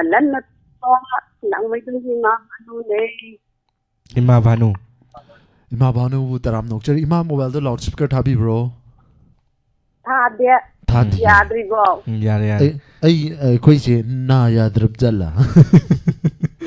ꯉꯁꯥꯏ ꯑꯃ ꯑꯕꯦꯔ ꯈꯨꯇꯩ ꯂꯨꯗꯕ ꯑꯃꯅ ꯅꯥꯗ ꯇꯤꯀꯦꯠꯇ ꯊꯥꯖꯤꯜꯂꯛꯈ꯭ꯔꯦ ꯏꯃꯥ ꯑꯗꯨꯅ ꯅꯆꯥꯁꯦ ꯀꯩꯅꯣꯝ ꯇꯧꯔꯦꯅꯦ ꯌꯥꯝ ꯐꯥꯎꯔꯦ ꯂꯩꯁꯥꯕꯤꯁꯤꯡꯁꯤꯁꯨ ꯍꯧꯖꯤꯛꯀꯥꯟ ꯄꯩꯁꯥꯁꯦ ꯈꯤꯇꯪ ꯍꯦꯛ ꯌꯥꯝꯗꯅ ꯄꯤꯔꯨ ꯀꯤꯟꯅꯕꯨ ꯊꯤꯜꯂꯛꯄꯣ ꯑꯕꯦꯔ ꯇꯩꯕꯗ ꯅꯨꯡꯊꯪꯅꯕꯨ ꯁꯨꯔꯛꯄꯣ ꯑꯗꯣ ꯏꯃꯥ ꯀꯩ ꯃꯊꯦꯜ ꯆꯥꯕꯤꯔꯒꯦ ꯉꯁꯤꯁꯤꯕꯣ ꯉꯁꯤꯁꯤ ꯍꯋꯥꯏ ꯊ꯭ꯔꯥꯛꯒ ꯉꯥ ꯃꯆꯥꯒ ꯌꯥꯎꯁꯪ ꯃꯅꯨꯡꯅ ꯑꯗꯨꯝ ꯆꯥꯈ꯭ꯔꯦ ꯌꯥꯎꯁꯪ ꯃꯅꯨꯡꯅꯤꯅ ꯑꯍꯥꯎ ꯑꯍꯥꯎꯕ ꯈꯜꯂꯒ ꯆꯥꯍꯧꯒꯗꯕꯅꯤ ꯏꯃꯥ ꯑꯧ ꯃꯥꯏ ꯍꯔꯥꯎ ꯇꯌꯥꯝꯕ ꯃꯇꯝꯅꯤꯅ ꯈꯔ ꯆꯤꯟꯖꯥꯛꯁꯨ ꯈꯔ ꯍꯥꯎꯕ ꯆꯥꯁꯤꯟꯒꯦꯅ ꯑꯗꯨꯝ ꯍꯣꯠꯅꯖꯕ ꯑꯗꯣ ꯏꯃꯥ ꯍꯣꯏꯒꯤ ꯃꯇꯝꯗ ꯏꯃꯥꯁꯦ ꯂꯩꯁꯥꯔꯤꯉꯩꯗ ꯍꯥꯏꯇꯥꯔꯦ ꯊꯥꯕꯜꯒꯤ ꯃꯇꯥꯡ ꯍꯥꯏꯗꯤ ꯍꯧꯖꯤꯛꯀꯥन ꯆꯣꯡꯅꯩꯁꯤꯒ ꯊꯥꯕꯜꯁꯦ ꯈꯤꯇꯪꯗꯤ ꯈꯦꯠꯅꯔꯦꯗꯅ ꯊꯥꯏꯅꯩ ꯃꯇꯝꯗꯗꯤ ꯂꯥꯏꯠꯁꯨ ꯀꯩꯅꯣꯝ ꯍꯥꯏꯕꯅꯤꯅꯦ ꯃꯃꯤꯡꯗꯣ ꯍꯥꯞꯂꯦꯟ ꯍꯥꯏꯕ꯭ꯔꯥ ꯀꯩꯅꯣ ꯑꯗꯨꯒꯤ ꯃꯇꯝꯗꯨꯗ ꯆꯣꯡꯕꯤꯔꯛꯄ꯭ꯔꯕ ꯏꯃꯥ ꯍꯣꯏꯁꯨ ꯑꯁ ꯊꯥꯕꯜꯗꯤ ꯍꯥꯂꯦꯟꯒꯤ ꯃꯇꯝꯗꯁꯨ ꯌꯥꯝ ꯅꯨꯡꯉꯥꯏꯗ ꯑꯩꯈꯣꯏ ꯏꯃꯥ ꯍꯣꯏꯁꯨ ꯅꯍꯥ ꯑꯣꯏꯔꯤꯉꯩꯗ ꯊꯥꯕꯜꯁꯤꯗꯤ ꯍꯤꯠꯅꯤ ꯍꯦꯛꯇ ꯈꯨꯆꯣꯡ ꯑꯃꯅꯤ ꯑꯩꯈꯣꯏꯁꯨ ꯂꯣꯏꯈꯤꯕ ꯉꯥꯛꯇ ꯆꯣꯡꯗꯗꯤ ꯉꯁꯤꯒꯤ ꯏꯃꯥꯁꯤꯡꯒꯤꯗꯤ ꯊꯥꯕꯜ ꯍꯤꯠ ꯉꯥꯛꯇꯅꯤ ꯍꯤꯠꯃꯛꯇꯅꯤ ꯑꯩꯈꯣꯏꯅꯒ ꯂꯥꯛꯅ ꯐꯅ ꯉꯝꯃꯣꯏꯗꯧꯕ ꯃꯅꯤꯡ ꯅꯝꯕꯤ ꯃꯃꯥꯡ ꯅꯝꯕꯤꯒ ꯆꯣꯡꯒꯦ ꯍꯥꯏꯔꯛꯀꯅꯤ ꯑꯁ ꯃꯃꯥꯡ ꯊꯛꯄꯤ ꯑꯗꯩꯗꯤ ꯃꯅꯤꯡ ꯂꯩꯕꯤ ꯏꯃꯥ ꯍꯣꯏꯁꯨ ꯈꯣꯡꯉꯥꯏꯕꯤ ꯇꯨꯡꯍꯟꯕꯤ ꯈꯣꯡꯆꯠꯄꯤ ꯂꯣꯏ ꯍꯩꯕꯖꯥꯠꯅꯤ ꯃꯗꯨꯅꯤꯅꯤꯁꯦ ꯍꯧꯖꯤꯛꯀꯥꯟꯒꯤ ꯌꯥꯝꯅ ꯄꯥꯝꯅꯔꯤ ꯊꯥꯕꯜꯁꯦ ꯅꯠꯇ꯭ꯔꯥ ꯂꯩꯁꯥꯕꯤꯁꯨ ꯉꯥꯏꯔꯦ ꯄꯥꯈꯪꯁꯨ ꯉꯥꯏꯔꯦ ꯅꯨꯄꯤ ꯊꯤꯕꯕꯨ ꯉꯥꯏꯔꯦ ꯊꯤꯗꯕꯁꯨ ꯉꯥꯏꯔꯦ ꯑꯗꯣ ꯏꯃꯥ ꯍꯣꯏꯒꯤ ꯏꯃꯥꯅꯒ ꯊꯥꯕꯜ ꯆꯣꯡꯉꯤꯀꯥꯟꯗ ꯑꯩꯈꯣꯏꯒꯤ ꯉꯥꯎꯁꯟꯅꯕ ꯄꯥꯈꯪ ꯍꯥꯏꯇꯥꯔꯦꯅꯦ ꯄꯠ ꯂꯥꯎꯅꯒ ꯏꯃꯥꯅꯒ ꯄꯥꯏꯍꯟꯅꯤꯡꯗꯕ ꯅꯨꯄꯥꯅꯒ ꯄꯠꯀ ꯊꯥꯗꯠꯂꯒ ꯄꯥꯏꯔꯛꯄꯒ ꯌꯥꯎꯕꯤꯈꯤꯕ꯭ꯔꯣ ꯀꯩꯅꯣ ꯀꯝꯄ꯭ꯂꯤꯃꯦꯟ ꯑꯩꯈꯣꯏꯗꯤ ꯀꯥꯔꯟ ꯇꯥꯕꯗꯤ ꯊꯥꯕꯜꯂꯁꯦ ꯃꯌꯥꯝ ꯇꯣꯡꯃꯤꯟꯅꯅꯕꯅꯤ ꯑꯗꯨꯒ ꯃꯁꯛ ꯊꯤꯕ ꯊꯤꯗꯕ ꯑꯩꯈꯣꯏꯗꯗꯤ ꯀꯩꯁꯨꯝꯇ ꯂꯩꯇꯦ ꯃꯌꯥꯝ ꯂꯥꯛꯑꯒ ꯊꯥꯕꯜ ꯃꯄꯨꯡ ꯐꯥꯍꯟꯕꯤꯔꯤꯗꯣ ꯑꯗꯨ ꯑꯩꯈꯣꯏ ꯈ꯭ꯋꯥꯏ ꯂꯥꯏꯕꯛ ꯐꯕꯅꯤ ꯉꯥꯛ ꯇꯣꯡꯃꯤꯟꯅꯕꯗꯨꯅ ꯄꯨꯟꯁꯤꯒꯤ ꯅꯠꯇꯝꯅ ꯏꯃꯥ ꯍꯣꯏꯗꯤ ꯆꯦꯜꯂꯛꯇꯦ ꯆꯨꯝꯃꯤ ꯏꯃꯥ ꯑꯗꯣ ꯍꯧꯖꯤꯛꯀꯤ ꯄꯥꯕꯨꯡ 이마기 뭉시 공로이 오이비르리바 빠붕시가지 타반가지 깨라까지 종민하오이 레샤리레다 ꯑꯁ ꯅꯣꯏ ꯄꯥꯕꯨꯡ ꯑꯣꯏꯕꯗꯤ ꯐꯖꯅ ꯂꯦꯝꯅ ꯃꯣꯏꯒꯤ ꯌꯥꯎꯔꯗꯤ ꯐꯖꯅ ꯂꯦꯝꯅ ꯑꯗꯨꯝ ꯆꯣꯡꯗꯔꯦ ꯉꯥꯎꯁꯤꯟꯅꯗꯦ ꯑꯗꯨꯒ 이마기지 ꯃꯣꯏꯗ 개놈이 ꯂꯥꯛꯇ꯭ꯔꯤꯉꯩꯗꯗꯤ ꯑꯩꯈꯣꯏ ꯑꯗꯨꯝ ꯉꯥꯎꯁꯤꯟꯅꯔꯒ ꯑꯗꯨꯝ ꯆꯣꯡꯉꯦ नैबिनी इमा नैबिनी पाबुंग होई लागली लेमसन नैयेबा नत्रा ꯑꯧ अदो थाबल मफम कयादा नत्रगा थाबल मफम दि हाइजररोय इमा थाबल से यावसंग कयार थाबल चोंमिन होई इस थाबल्दी कोई हाउबदे लोइबो कोई लकाय हमनेबको अदु लकाय हमजे कोई दे हाउबदे कोइना दुम सिंथो दुम चोंगपिनी कोई दी नान बनान तब के दबा इसागी ओरिजिनल सिदा खितंगदी मयांग खितंग बाउडर बुम बकाय बुम हजितम थादा दुम पचोंग चोंग दु हालेन मक चोंगबनिना पकदबजे हुजिकी दी फजदबा त याउद्रे हुजिकी हुजिकी थाबनगी मफमदा खंगनरगा तुम हगलकपदा अयुक्ता येंगु कांदा sakpham am ol leram bai phibam ngata ngai re hojikti adu thaban yong halakpadi ma di khuti yam hamni khuti yam hame adu kari maram gi noi ma matam du da su ngausin phaijin da ba kaya dum leram ba ga khan khatelo bami ju pai re ngausin na bami ju pai re aduna tanna khuti imana ai bu bokwa imana ngang ni thaban yong la ma ku am hame na ai di khange ba do adu maina hairakani je khange ba hojik su ngai re kharam na di kari hai tare hojik su dum taw naramgani leisabi yum halaga manam kok na ba na hand wash tawraga chamba konga em yaurongani taga chari ma hanana taga chari thawram sida saru ya birak ba loinana lantok chari bangasi gi thawram sida ima kari करब से आई थाबल से हमदा मा तो सक्थरा गे रोद बिसेमा औरा गे यावसंग थाबल चोंगबा बुलाकी न कोई लेकाइदा ओकी न लैरमो नंग सुकेना यावसंग थाबल चोंगबा बुलाकी न कोई लेकाइदा ओकी न लैरमो नंग सुकेना ओके न लैरमो नंग सुकेना फजदी सखियादो ममंग सही दर्दी यावजब खंगहोदे तनौबी खुसा थो पाइजब खंगहोदे ओ ममंग सही दर्दी यावजब खंगहोदे तनौबी खुसा थो पाइजब खंगहोदे थमोय काई बनी तखी सोन की बनी माई से खर सोन जबगा एरो मयांग तोंगलंबा दुदा नमदा हलकी लागलमी तागलमदा जान बिनंगोंदा यावसंग थाबल चोंगबा बुलाकी न कोई लेकाइदा ओके न लैरमो नंग सुकेना ओके न लैरमो नंग सुकेना हंतकी यावसंगददी nganta bulak lage ariya inaw somel hauraga हंतकी सहीददी nganta bulak lage na khoi thabal mapoking thage कुमोला मद मुक्तलापा यावसंग थाबनी मुसीना बै थाबल खुद का पाई न दूना चोंमिन सी यावसंग थाबल हराव ना यावसंग थाबल चोंगबा बुलाकी न कोई लेकाइदा ओके न लैरमो नंग सुकेना ओके न लैरमो नंग सुकेना लोइसल्लागे बुङो थागचरी इमा याम फजना यावसंगा मरी लेना बाइसे इमा से ꯉꯁꯥꯏ ꯍꯥꯏꯔꯛꯈꯤꯕ ꯋꯥꯔꯤꯗꯨꯒ ꯏꯁꯩꯁꯤꯒ ꯌꯥꯝ ꯆꯥꯅꯔꯤ ꯊꯥꯒꯠꯆꯔꯤ ꯏꯃꯥ ꯊꯧꯔꯝ ꯁꯔꯨꯛ ꯌꯥꯕꯤꯔꯛꯄ ꯊꯝꯈꯤꯕꯅ ꯍꯥꯜꯂꯦ ꯇꯝꯅꯕꯒ ꯅꯪꯍꯧꯗ꯭ꯔꯦ ꯂꯣꯏꯅꯅ ꯊꯧꯔꯝ ꯑꯁꯤꯒꯤ ꯑꯔꯣꯏꯕ ꯀꯣꯜ ꯂꯧꯈꯠꯆꯒꯦ ꯍꯜꯂꯣ ꯇꯥꯔꯅꯤ ꯍꯜꯂꯣ ꯍꯜꯂꯣ ꯇꯔꯥꯝ ꯅꯣꯛꯆꯔꯤ ꯃꯦꯗꯥꯝꯅ ꯂꯥꯁ ꯀꯣꯂꯔꯁꯨ ꯑꯣꯏꯔꯦ ꯃꯤꯡ ꯂꯩꯐꯝ ꯍꯥꯏꯕꯤꯌꯨ ꯑꯟꯖꯂꯤ ꯆꯤꯡꯊꯥꯝ ꯊꯧꯕꯥꯜꯈꯤꯃꯟꯗꯩ ꯑꯟꯖꯂꯤ ꯆꯤꯡꯊꯥꯝ ꯉꯁꯥꯏ ꯂꯥꯏꯞ ꯆꯥꯠꯇ ꯌꯥꯎꯕꯤꯕꯗꯨ ꯃꯦꯗꯥꯝꯗꯨ ꯅꯠꯇ꯭ꯔꯣ ꯃꯥꯅꯦ ꯊꯧꯔꯝ ꯁꯔꯨꯛ ꯌꯥꯕꯤꯔꯛꯄ ꯃꯦꯗꯥꯝ ꯍꯥꯏꯅꯤꯡꯉꯥꯏ ꯂꯩꯇꯅ ꯊꯥꯒꯠꯆꯔꯤ ꯀꯩ ꯃꯊꯦꯜ ꯆꯥꯕꯤꯈ꯭ꯔꯒꯦ ꯃꯦꯗꯥꯝ ꯉꯁꯤꯁꯤꯕꯣ ꯍꯣꯁꯄꯤꯇꯥꯜꯗ ꯑꯔꯩꯕ ꯈꯔ ꯍꯦꯛꯇ ꯆꯥꯔꯦ ꯍꯣꯁꯄꯤꯇꯥꯜꯗ ꯂꯩꯕꯤꯔꯤꯔꯣ ꯃꯦꯗꯥꯝꯁꯦ ꯍꯣꯏ ꯊꯥ ꯑꯃ ꯐꯥꯔꯦ ꯃꯦꯗꯥꯝ ꯍꯧꯖꯤꯛꯁꯦ ꯀꯔꯝꯕ ꯐꯤꯕꯝꯗꯗꯤ ꯂꯩꯔꯤꯕꯤꯔꯒꯦ ꯃꯈꯣꯡ ꯁꯔꯨ ꯀꯟꯅ ꯁꯦꯝꯃꯤ ꯊꯨꯅ ꯐꯕ ꯑꯣꯏꯔꯁꯅꯨ ꯄꯤꯂꯔ ꯃꯦꯗꯥꯝ ꯍꯩꯔꯤ ꯍꯥꯏꯇꯥꯔꯦ ꯍꯣꯏ ꯏꯁꯩ ꯑꯝꯇꯪ ꯁꯛꯆꯒꯦ ꯏꯁꯣꯔ ꯃꯥꯒꯤ ꯊꯧꯖꯥꯜꯗꯒꯤ ꯌꯥꯝ ꯊꯨꯅ ꯐꯕ ꯑꯣꯏꯕꯁꯨ ꯑꯣꯏꯁꯅꯨ ꯏꯃꯥ ꯃꯦꯗꯥꯝ ꯉꯁꯤꯒꯤ ꯊꯧꯔꯝ ꯁꯔꯨꯛ ꯌꯥꯕꯤꯔꯛꯄ ꯑꯗꯨꯝ ꯋꯥꯔꯒꯁꯨ ꯂꯩꯕ ꯌꯥꯗꯦ ꯉꯥꯏꯍꯥꯛꯁꯨ ꯅꯨꯡꯉꯥꯏꯊꯣꯛꯄ ꯃꯊꯧ ꯇꯥꯏ ꯅꯠꯇ꯭ꯔꯥ ꯃꯥꯅꯤ ꯏꯁꯩ ꯑꯃ ꯁꯛꯆꯔꯛꯑꯒꯦ ꯊꯨꯅ ꯈꯨꯗꯣꯜ ꯇꯝꯕꯤꯁꯤ ꯃꯦꯗꯥꯝ ꯊꯥꯕꯜ ꯆꯣꯡꯕ ꯂꯥꯛꯄꯤꯌꯨ ꯅꯤꯡꯉꯣꯜ ꯈꯨꯠꯇ ꯄꯥꯏꯕꯤꯌꯨ ꯍꯣꯔꯦꯟ ꯀꯤꯅ ꯂꯥꯛꯂꯒ ꯄꯥꯏꯗꯦ ꯍꯥꯏꯕ ꯌꯥꯎꯗ꯭ꯔꯗꯤ ꯀꯅꯥꯃꯠꯇ ꯄꯥꯏꯍꯜꯂꯣꯏ ꯃꯀꯣꯛꯁꯤꯡꯅ ꯆꯪꯂꯝꯒꯤ ꯁꯣꯏꯔꯛꯀꯅꯨ ꯇꯥꯃꯣ ꯁꯣꯏꯔꯛꯀꯅꯨ ꯕꯔꯗꯔ ꯁꯣꯏꯔꯔꯣꯏꯀꯣ ꯏꯁꯜ ꯒꯥꯔꯤ ꯆꯥꯝꯕ ꯍꯧꯔꯨꯔꯒꯦ ꯌꯨ ꯇꯥꯍꯜꯂꯨꯔꯒꯦ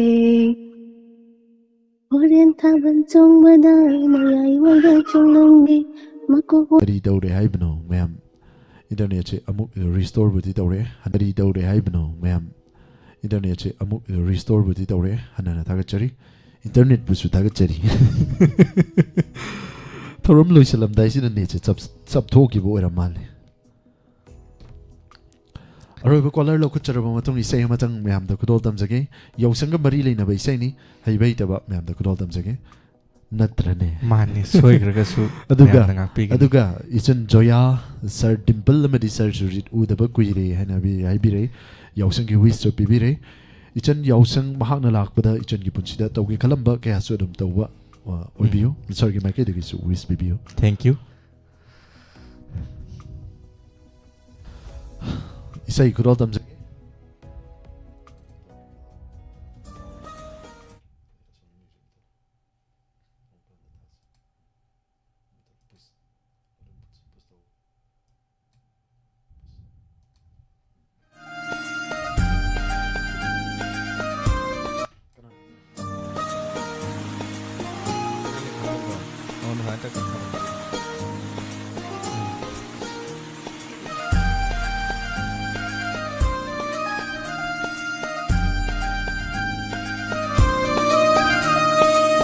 ꯑꯩꯈꯣꯏ ꯁ꯭ꯋꯥꯏꯁꯦ ꯌꯥꯎꯁꯪ ꯃꯥꯟꯗꯦ ꯑꯩꯈꯣꯏ ꯂꯩꯀꯥꯏ ꯂꯩꯁꯥ ꯊꯣꯛꯇꯦ ꯑꯩꯈꯣꯏ ꯂꯩꯀꯥꯏꯗ ꯂꯥꯛꯄ ꯇꯜꯂꯤꯔꯣ ꯑꯩꯈꯣꯏ ꯁ꯭ꯋꯥꯏꯁꯦ ꯌꯥꯎꯁꯪ ꯃꯥꯟꯗꯦ ꯑꯩꯈꯣꯏ ꯂꯩꯀꯥꯏ ꯂꯩꯁꯥ ꯊꯣꯛꯇꯦ ꯑꯩꯈꯣꯏ ꯂꯩꯀꯥꯏꯗ ꯂꯥꯛꯄ ꯇꯜꯂꯤꯔꯣ ꯄꯥꯝꯖꯕ ꯅꯪꯗꯤ ꯑꯩꯇꯒꯤ ꯑꯣꯏꯅꯤꯡꯕ ꯅꯃꯥꯡꯗ ꯀꯅꯥꯁꯨ ꯍꯟꯅꯤꯡꯗꯕ ꯂꯩꯁꯥ ꯀꯌꯥꯅ ꯅꯪꯕꯨ ꯀꯜꯂꯛꯅꯔꯤ ꯅꯪꯕꯨ ꯂꯥꯛꯄ ꯃꯈꯣꯏꯅ ꯉꯥꯏꯔꯤꯕꯅꯤ ꯉꯥꯎꯔꯦ ꯑꯩꯗꯤ ꯅꯪꯒꯤ ꯅꯇꯧꯗ ꯂꯥꯝꯕ ꯐꯪꯗ꯭ꯔꯕ ꯋꯥꯈꯜꯗꯨꯗ ꯉꯥꯎꯔꯦ ꯑꯩꯗꯤ ꯅꯪꯒꯤ ꯅꯇꯧꯗ ꯂꯥꯝꯕ ꯐꯪꯗ꯭ꯔꯕ ꯋꯥꯈꯜꯗꯨꯗ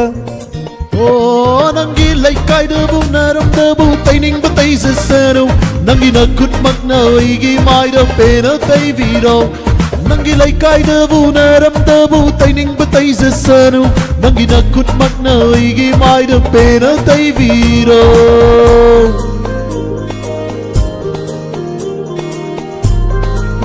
ꯄꯦꯅ ꯇꯩꯕꯤꯔꯣꯌꯦ ꯇꯩꯔꯣꯏꯗ꯭ꯔꯥ ꯅꯪ ꯍꯌꯦꯡ ꯍꯥꯡꯆꯤꯠ ꯆꯠꯇꯣꯏꯗꯣ ꯇꯩꯕ ꯇꯥꯔꯦꯗꯅ ꯇꯩꯕ ꯇꯥꯕꯅꯤ ꯅꯠꯇ꯭ꯔꯥ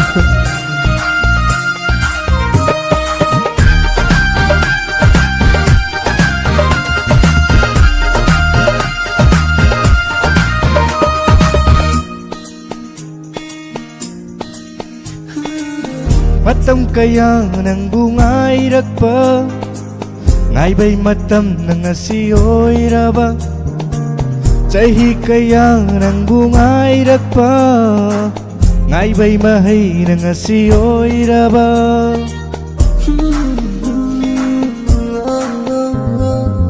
Matam kaya nangbu ngairakpa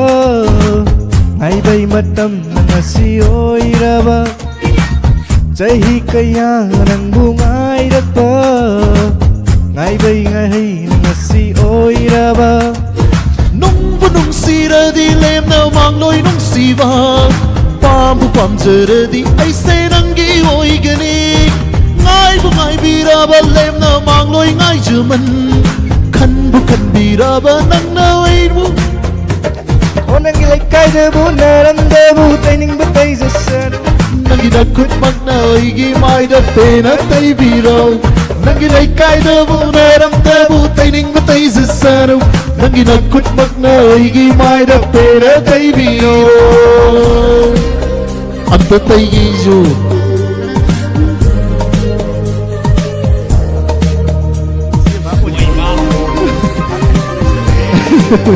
Konsira la ya madu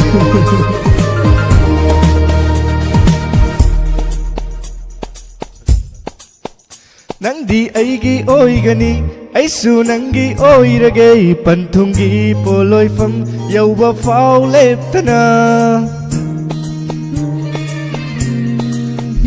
Nangdi aigi oigani aisu nangi oirage panthungi poloi fam yauba fau leptana ngaiba yaba ngaigani awa ana khangani nungsi nangi khongsatta aina natung ingani Yauhange nangi apaba pantung kuding mag Aigi tamoy na nangbu asong nung sirig Pintoke nang napaba aigi tamoy sig Asong nung sirig Nangi laikai debu naram debu taining batai jasanu Nangi nakut makna aigi mai de pena tai biro Nangi laikai debu naram debu taining batai jasanu Nangi nakut magna aigi mai da pena tai biro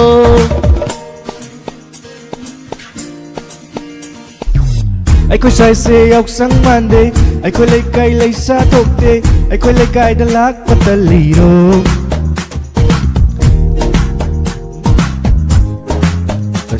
Loisalazi Kara smooth rinita Say mayang blur sa biyay sini ay na Handa na takachari Takachari ma'am Karay lay ke music to Music Kay nom ni Kainom ni Aber sing sa ide di yam teram dam ni Ramdam Chema oli ni Iko kari ay tari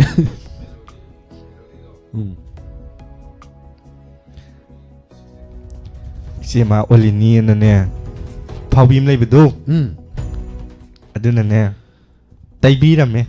Adun si kari sare sa Isa Oh no Yok sang mali purit ka ji lui kay no tawri bese Dang di kara es anang di angaw ni ay kisina green ka sukan Adu thi ba ya de Nadi yauk sang is yauk sang ni English ka lonja le loi ram dai sit Natra Man hana na takachari Takachari ma'am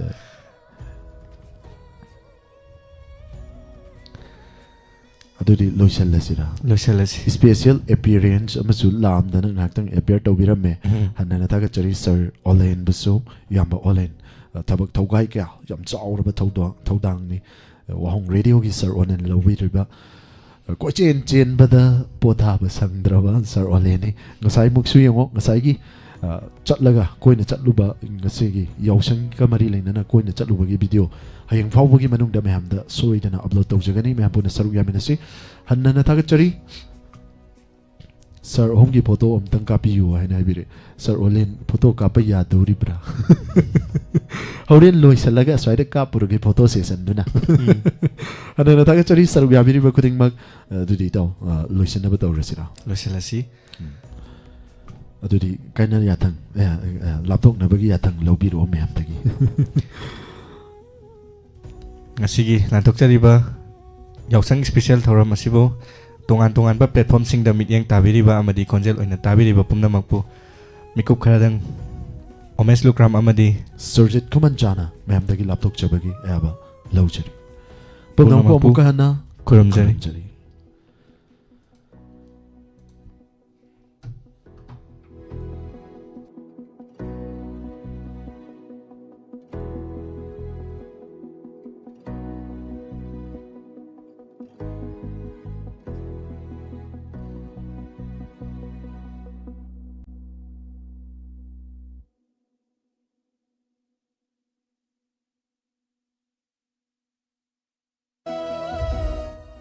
Lantok Chariba 90.0 Wahong Radio ki thawrong gi makha chathajarakpada mikup khara gi matung Lantok Chagani sumang kumai sumang lela melody lela si geroi besaruk mampuna saruk yaminasi YouTube live streaming Facebook live streaming de lebiri besing lela taminasi pumnang pu amukana kurumjari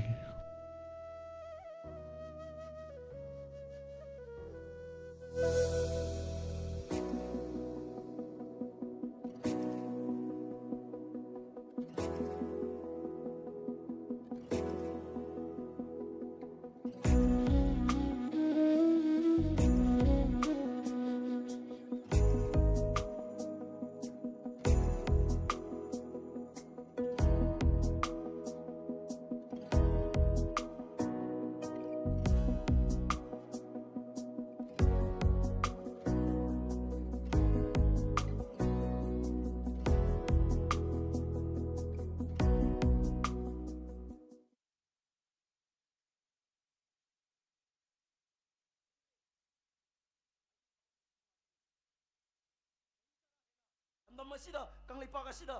tabak torok ko matamda badnam leba tabak bit torok hidri yo beyewo sa monton ta paja gesa nang ite monton ta paja gesa nang ite oja thank you nang ite paisa hanto khare paisa hanto nare sai den gang shi nang ni na ko ko na ke ma sang ngam de sa ide phone we no la sa ba ka no sa ni we ko ga 미워에게 와칸 마침도 감는 감담을 놓고 있어. 시 김에 서룩 싸마 싸매는 받아. 사링 돈도 소리다가 짬만 해자. 에이, 아니 난 싫어 원다 그래. 가서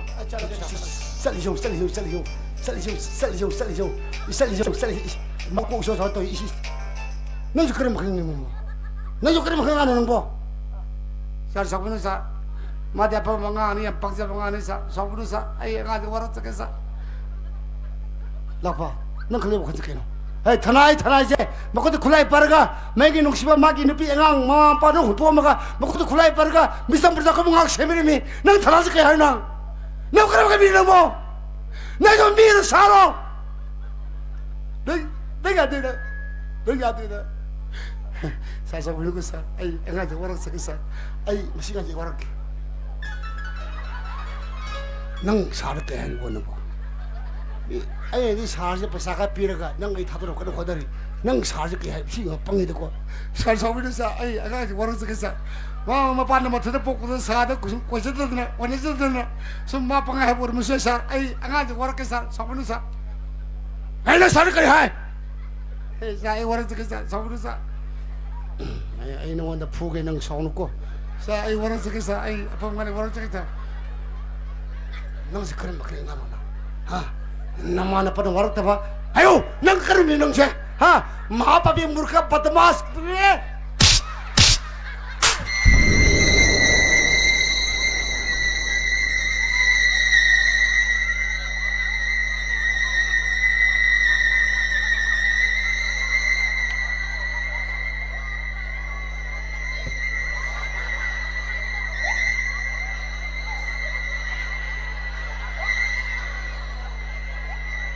Ay, kailan dito? Ay, no, national Andre. Hey! Kailan dito? Sar ay tanong pare ni sir. Ay, gini sa tanong kita na tengah ni sir.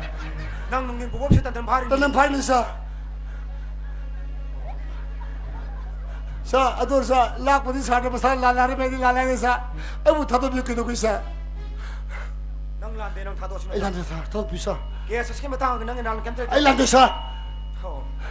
Ay, kenalay. Ay, kenalay. Tato lawe. कहीं थोड़ी मार तो गिला है वो भी तो ला के दो आई masih marah tuh papa ada tanda yang baru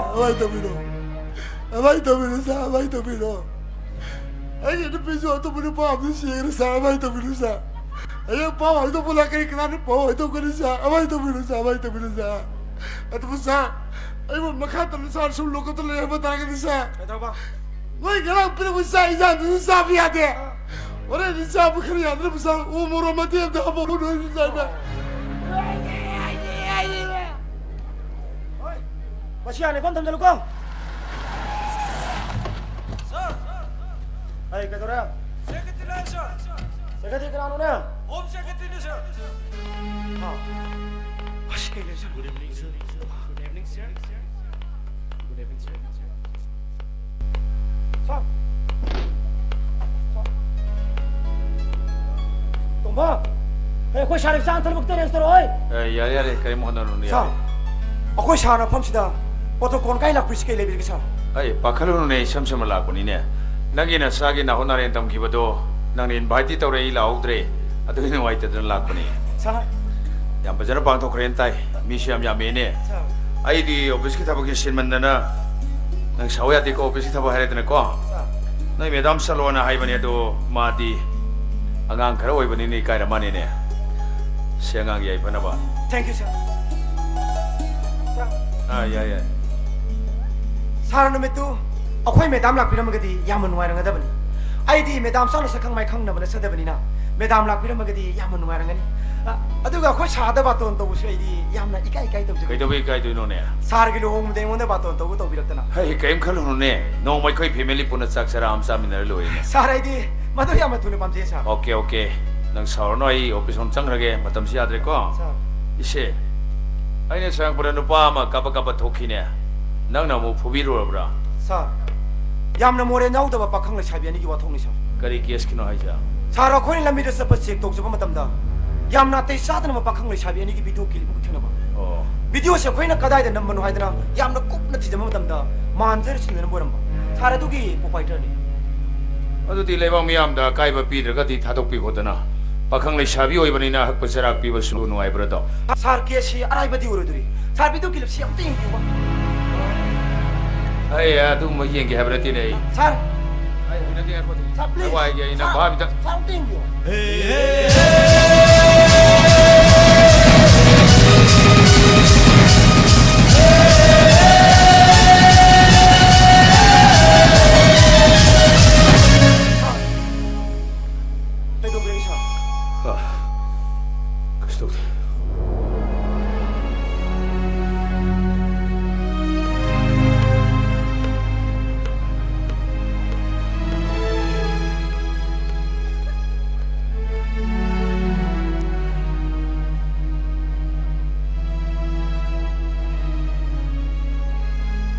Sarage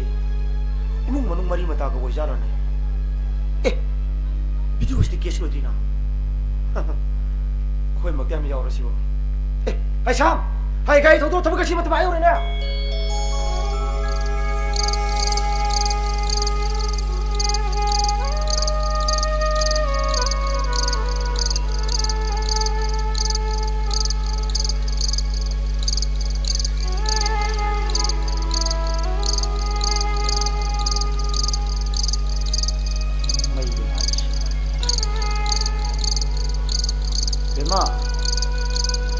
Melody,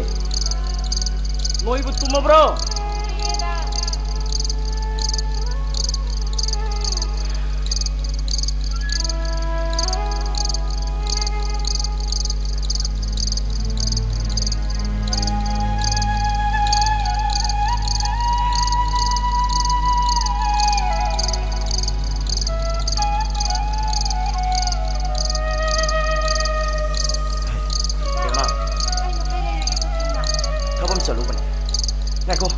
Aina sangat pada gereja pari gari su kambo de. Mabu halak tira. Halak tira. Nah, makiringan na nga na halak pala. Masiri ka daro bano khangdi. Magi phone to switch off lagi. Switch off. Magi phone ko. Switch off. Kay daro kita. Switch off. Ta. Hey. Stop-diga. Ay sum wakal mo sum kalure. Ay stop-di. Dada. Ay koy tamodi. Nong mo tayo yung sinating na handalat. Dada sa nong mo tayo na sumana lakti. Kana ka daw yaw kita. Ay, stop-di. Ay natabam sa luhan ka ba niya? Yung nag-yesi. Asuk thiang na phang sa hang no le na basida. Kay daw na ba yaw ba sa na ina sum hangin sa pa. Kay sito na ba yaw di. Oh. Ado ni dada sa karam giro. Ay juice la coffee ram. Yare simuru no. Imana ba kita saraga la kangai. Yare kay simuru yare. Ado ni dada. Ay koy tamo hana tripaw nga hak tangay ro ko. Ay nga ro. Ay sakage. Ay salagi ko. Sagi ba ni misibo? Adu gyale ba mana ba. Kasi ito ko toro mo ina. Adu kising matag mga di home party ba ni. Security sing ngak silip do mga. Kasi ito ko toro. Tu jo sa mai la misibo. Ay isa atok mo pang kaya ko. Bema. Rasa kake. Nang iti na leho ko. Rasa le. Da.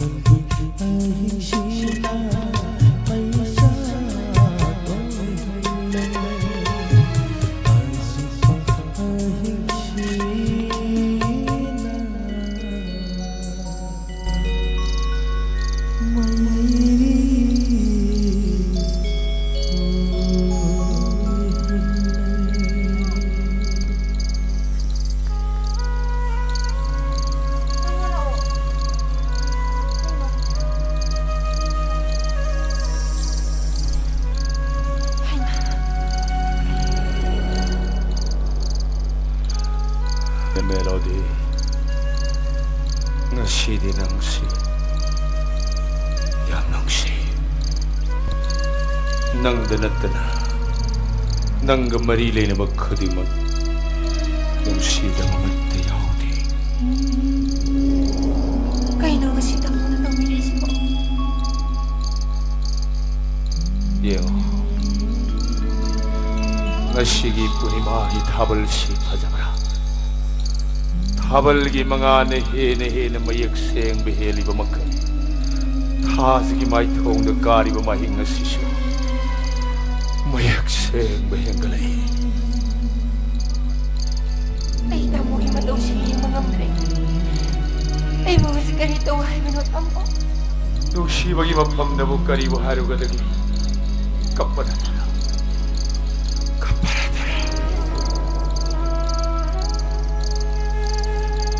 kayo tamo ngasi ka tang tingala ba da ay ko'y nagitamo yung sukay na sinadi punsi chupa kay narabadi kariway ni tam nung siya bagi magulhay ba do'y nagkanguda ba ni nung siya bagi may syakay ba do siya naman nangbo ngasi gi syak siya na bro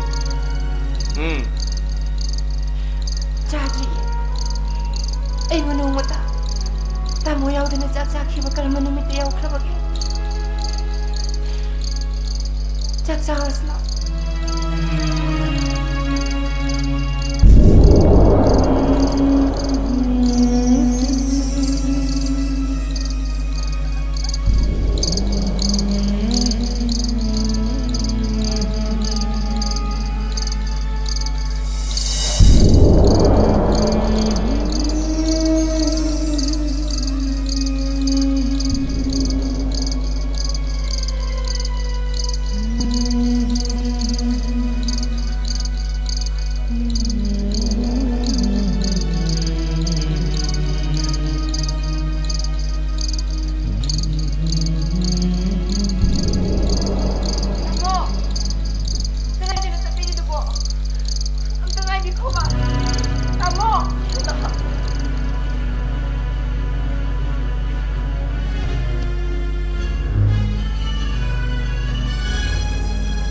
Mamay si ibu'y kay din eh.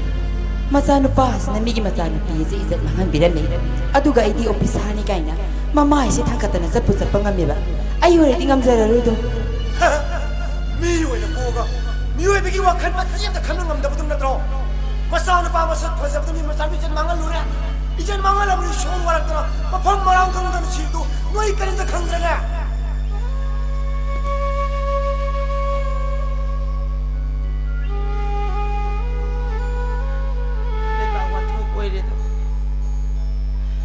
미양기 콜라우디 까나나수 팅구방아 뭐 이마기 타닐 능 와클얌 야우디 뭐 이마 부르가 미암나 마진 쿰쿰드나 마짜 와락 바감다 마마니 아이들 농나리 버시 이마 부카야 꾸이나 칸코게 뭐 늑치 나라이 버고 통나 틱 능 묵나라 Madam lại đây mua chôm sang ngầu phamura kana lay jam ta puro sa ta palai madam madam puno makhangbi ro natre madam ai khangbi ro madam ai puna magtare madam nong mata madam haiba wahi de gena isil lesina hangana phawa khumba ngam ja khidamine madam na chino pana ingon do piri pa pe bar kana am ta no pi ba natte ne madu phana hare baso igi san pido waro wati begi mamita bi moral phajabi angang aman haibedi lamdam masiki miyam na khak haina ro ngasi ai cha tombi bu kana na somorel yaw da banu pi ni abadi yaro mama i thamoi na madu di khana adu di kari na chawro konde na sagi saji kari shebdo konde miwe be kone sanga di helipche wa khan khan mangamba phi shebdi kana tro sanga gi licha sajati taibang miwe be kana na su sauna tamne magi laifam neserni haina khanamne 미호이는 볼라가 미호 비와 간지인다 봐. 마시고 가르면 와칼레 봐 오피사리 마사로. 마치노. 야레 레포이 부고. 나사나 파타바 타박다로가. 앙아 먹이서 그리도 파마가 레빠가 쓰고 사손 다우니 칼리베도 보. 레빠가 시들레르면 미담 프로자 뿌나 먹으시고 가름나 숨만 마이게도 부르고 먹는다. 야레 레포이. 가기노. नचा नुपाना फतबु थबक तोरगा मोरें ground फम थादोक ngamdibse kaino masiba api somani khanra wa makha muktarano ai sana yare lale haiba nakhoi na pirak patandi ai harau na lawrage punamak macha warak pangam na badagi hitok pane madam ai lawrage nakhoi karam patandi no madam ngasi agi janupina lambam masigi miyang gi minong mai sa sing je khang mangam da duna matom da sijage thola bade madam madugi dandi madam ishana yana phangjaga dabni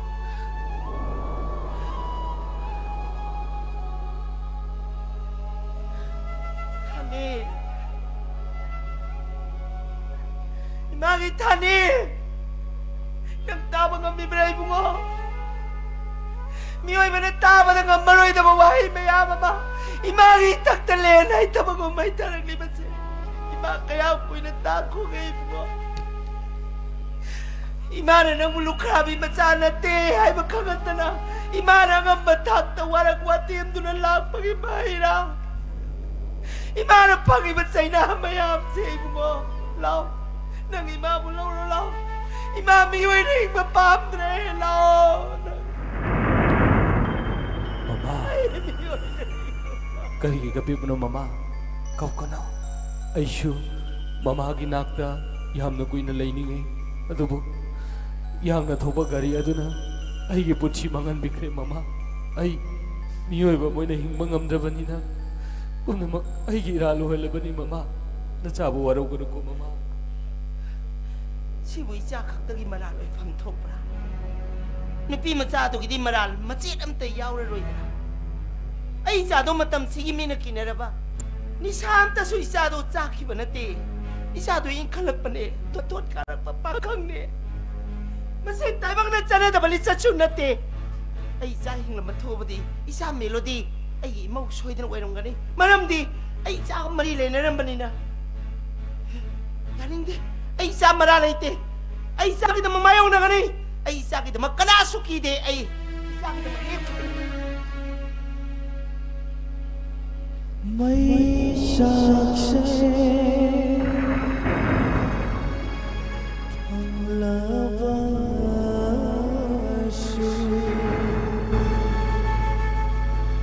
nung siba di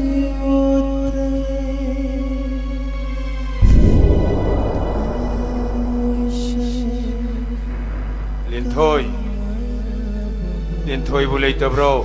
Kana ay ni pari ni Kana Rizan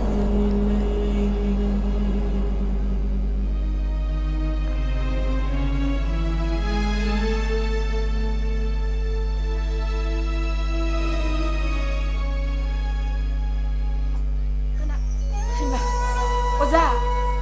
Oza lai Kay daw re Oza Kaino nga si Oza na tawid ba matawad ba? Oza ko kay daw ro ginilito Asukoy ba matamse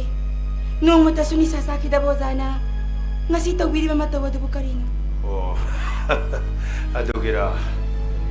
Miyoy bagi pun sisibu salola manihik loibra nilintoy Mapam matam gi matungin salon kaya sukong matabani Somdrabo Oza Oza na dumataw ba di? Inama di kaliwirang gani. Inama di yam na warang gani bo. No inama warang mani ba.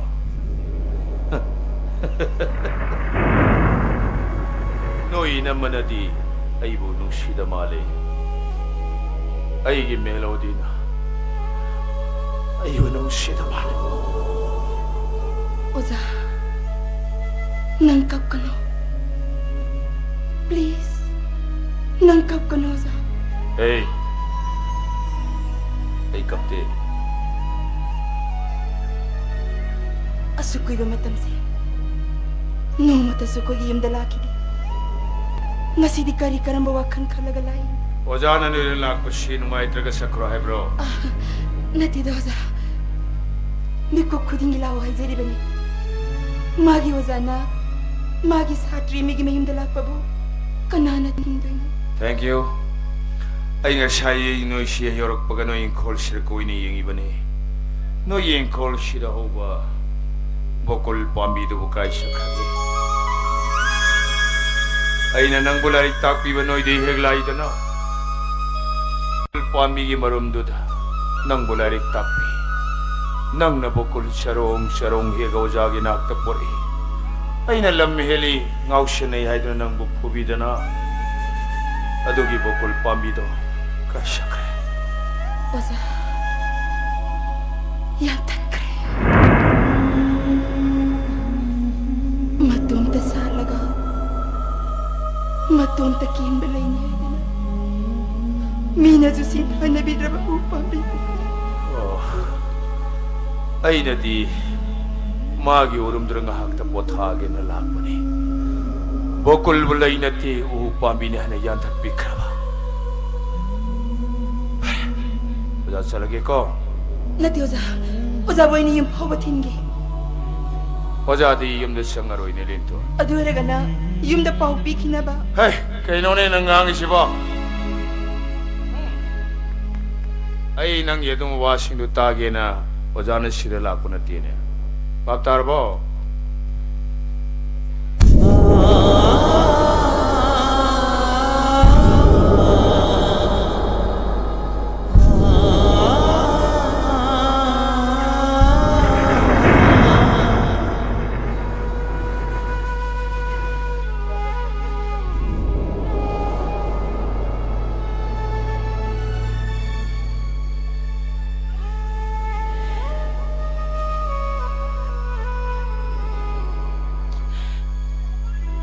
Ay, karirano tamo. Kumo. Ay, iral karino. Chang na kanay na tsari ba? Ay, hinglat na yung danong mo tasuhan jalak na ba? Tamo boy na tiri ba ne? Nga sisu tiro ne? Kumo tamo. Ay, iral karino. Yung data sila.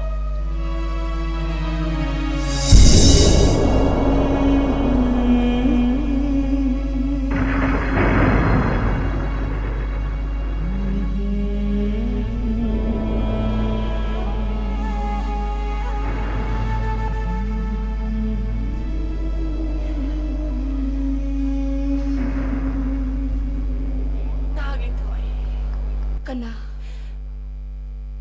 Nang nasibat uri sige. Melody. Inama. Zango pamsla. Ay na sukoy na tiba kangdra lalibasi. Nang napazin nura tangwere. Inama. Miyam na yumsidale hawi tamadagi. Ay yumsidala ibani. Inama. Ay siya miyam kang nalohong krabini-bini. Ay bunang nakangda bahibasi. Naibagam na tibani. Ay siya jam-jam na lohong kibinu-bina din.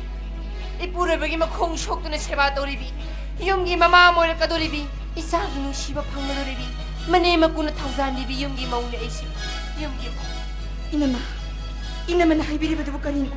Ozadi isa. Makata no. Nang na makata bagi right like de. Kanigino. Lai shabi na koy na. Migi na piyangang lai binupaso yan pa. Inama. Lai bawa sida. Lupa mata. Baka nga matalay na bro. Mapamakaw ko di ba tinupangin nupang ako. Tumilayo.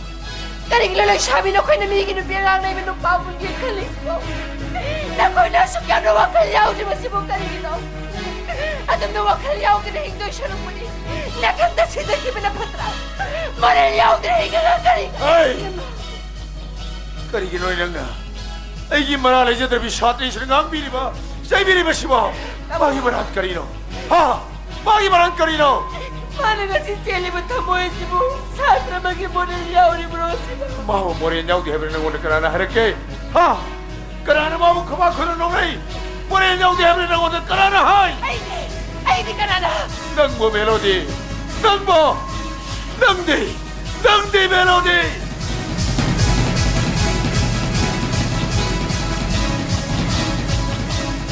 Nang lalay kinabat haning nga marilin na bro. Ha? 우리 멜로디 아이 샤오로이 가모시라로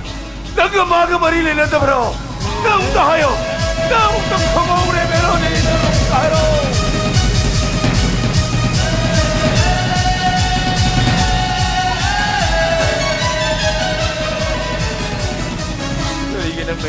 와할리 그리게 오늘 팍도리 넌 얘도 뭐 그동 뒤범을 내리 강아버리나 로홍들 레이버드 거리까이 로홍들 레이버드 미야만 하고 그만큼은 오나가더라 미래는 와hat거라 능기 오이드보다 팍해야 되는 것이 이부 와할리 이 미륵된 뭐감제 이 말하면 식나 이부 그만큼은 없더래 아이는 그라마이는 미륵된 너로 나가 못하여 멜로디 아이 행복이 못던 시키마라 기분은 저렇게 샤먼 해는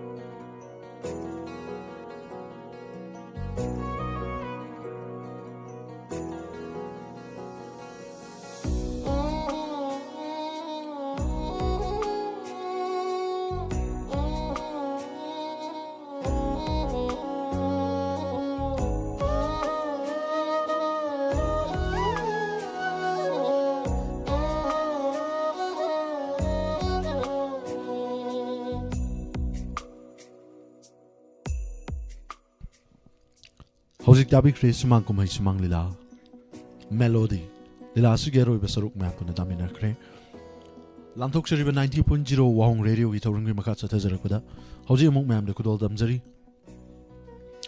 saisak pa magi konjel map na saruk yamin nasi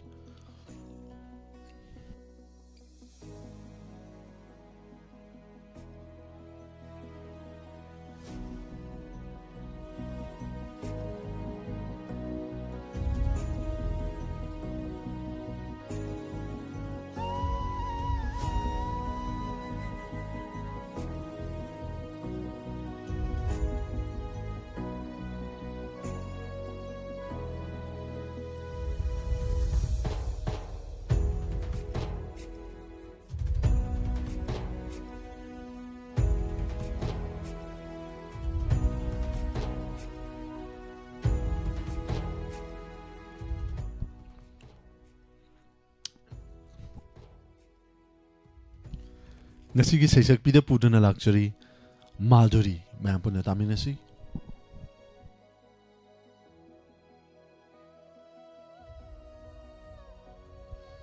खुलोदगी अहनबदा तमजरीबा इसै लैनम्बु लैरांगने येनबरा हाइना सयौरिबा इसैनि तामिनसि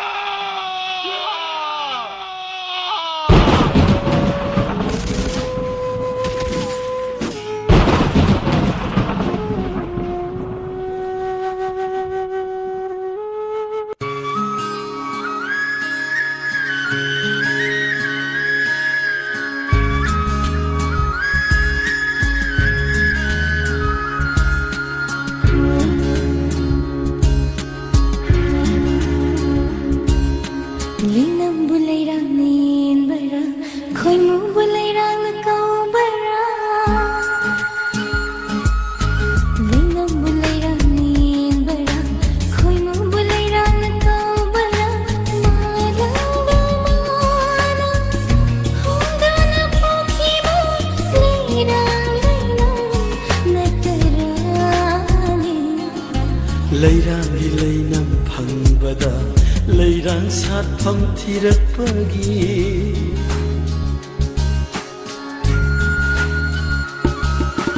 Leirang leinam phangbada leirang satham thirakpagi khwangjen bakhoimu mana pairakpa lai thiba natarane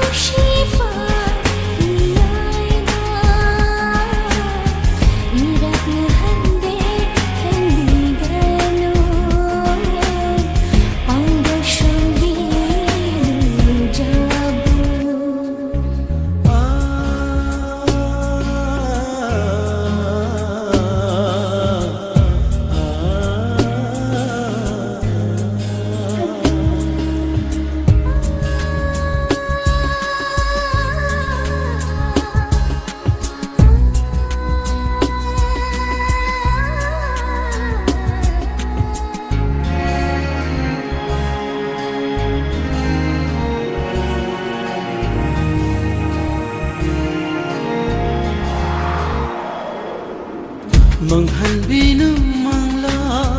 mangpaunaroi dabada sakhanbinu asa nipathokta bagun kaihanbinu amoy nungsibagi dama hinghanbiu punsibu nasunglangi dama Manghanbinu mangla mangpaunaroi dabada sakhanbinu asa nipathokta bagun kaihanbinu amoy nungsibagi dama hinghanbiu punsibu nasunglangi dama lepiro na nahakna punsigi lengdana lepiro nahakna punsigi lengdana taibang mirona mutpanai ringai taibang mirona mutpanai ringai Linam bulai rang nin bara khoi mu bulai rang kau bara marang bamana hongana pokhi bu leirang leirang natarani leirang di leinam hangbada leirang sat phang thirak pagi kwang jeng ba khoi mu mana pairak pa langi thiba natarani.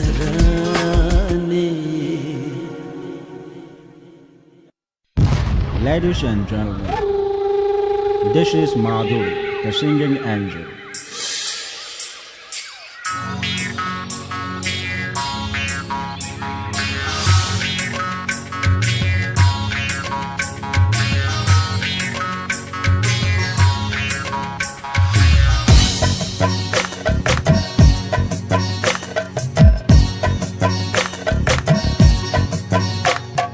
ning tin banai de nushi nagi mai ko tab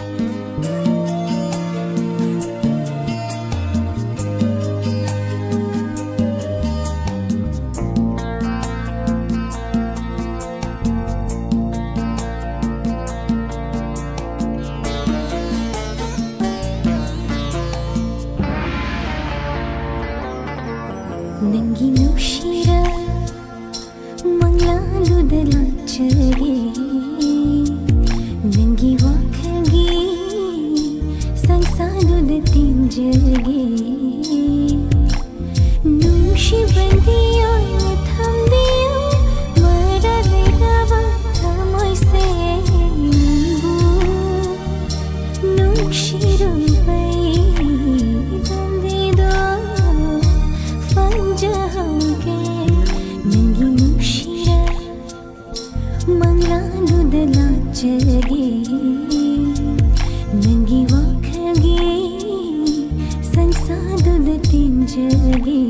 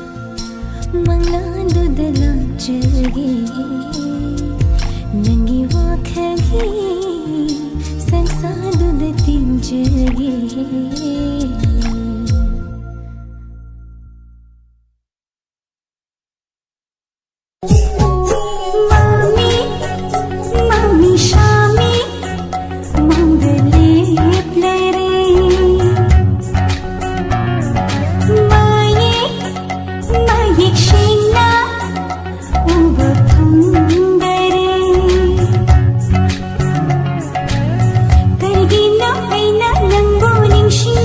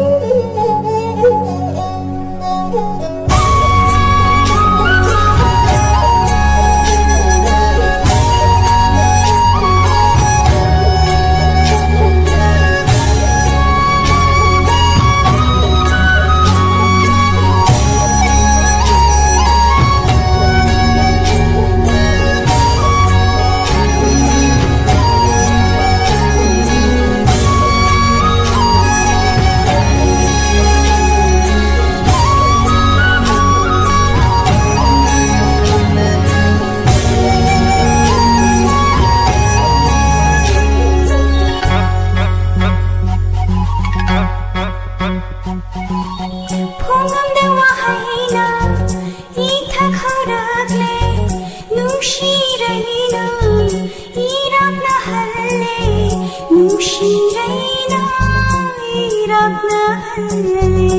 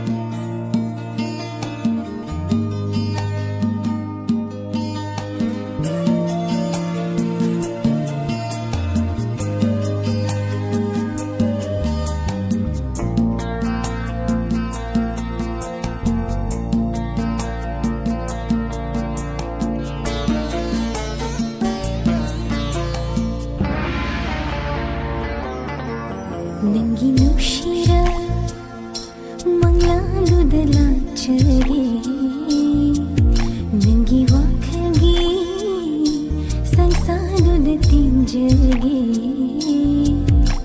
नूशी बंदियों थम दियो मरा लेगा थमों से नूशी रुपई दंदे दो फंजा हमके नंगी नूशिया मंगला दूधला जगे नंगी वाखगे संसार दूध तीन जगे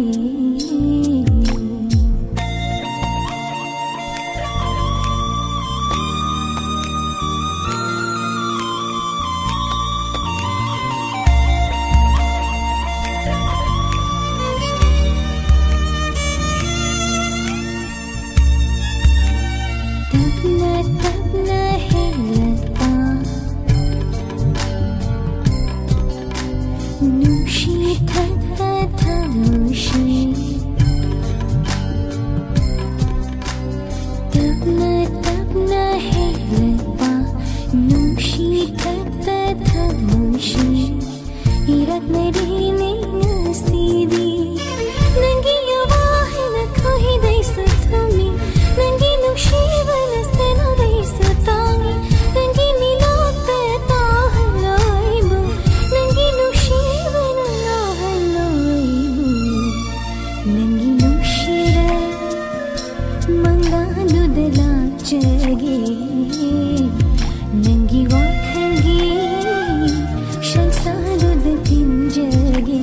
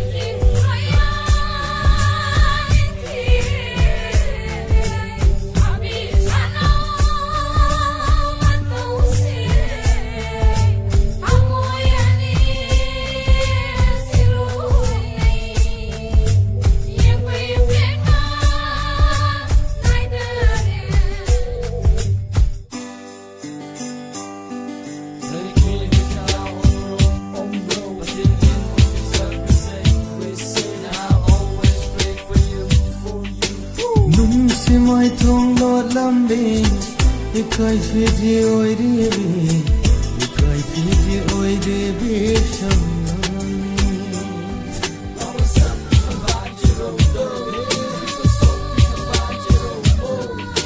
num se mai thong lo lambi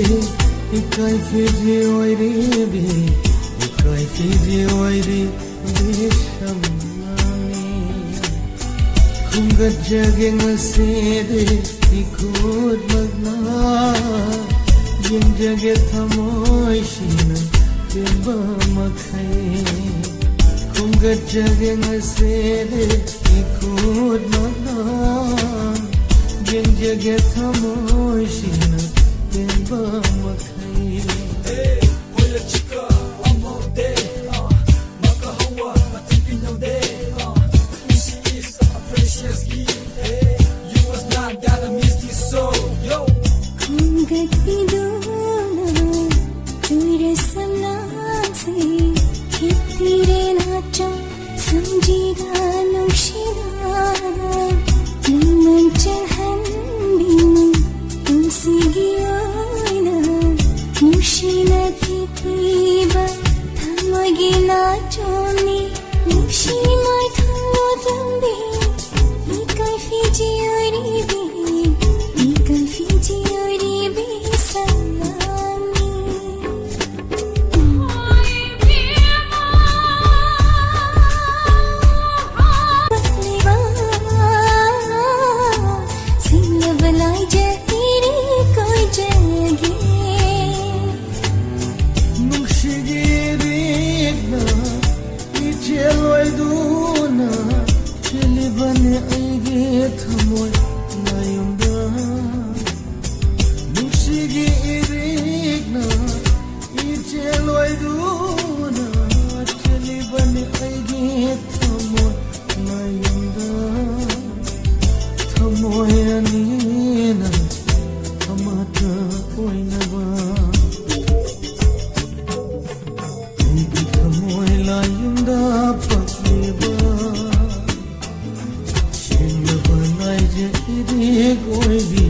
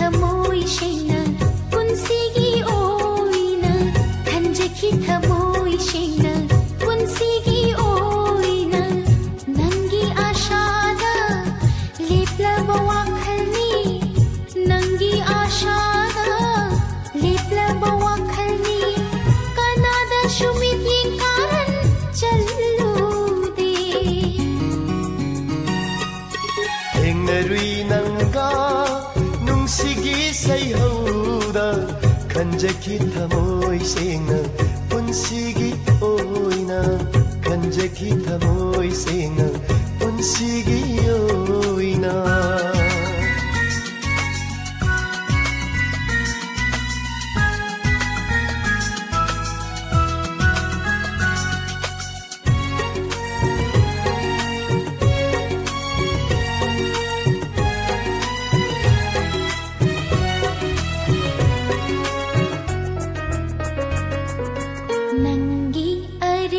पुक्चेल होंगी गनो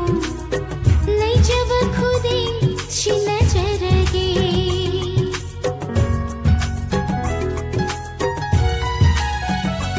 नंगी अरे पुक्चेल होंगी गनो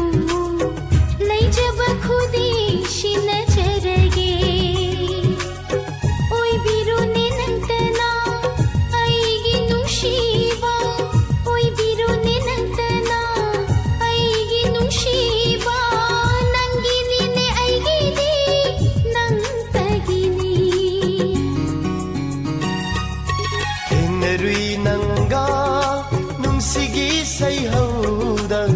खंजकी थमोई सेंगना पुंसीगी ओइना खंजकी थमोई सेंगना पुंसीगी ओइना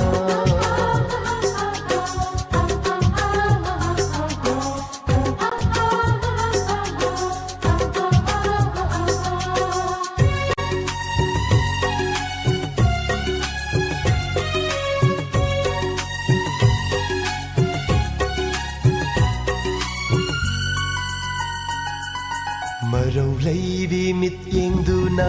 खोइरांग हल्ले लैताफम खंगहंदे अैगी पुनिंग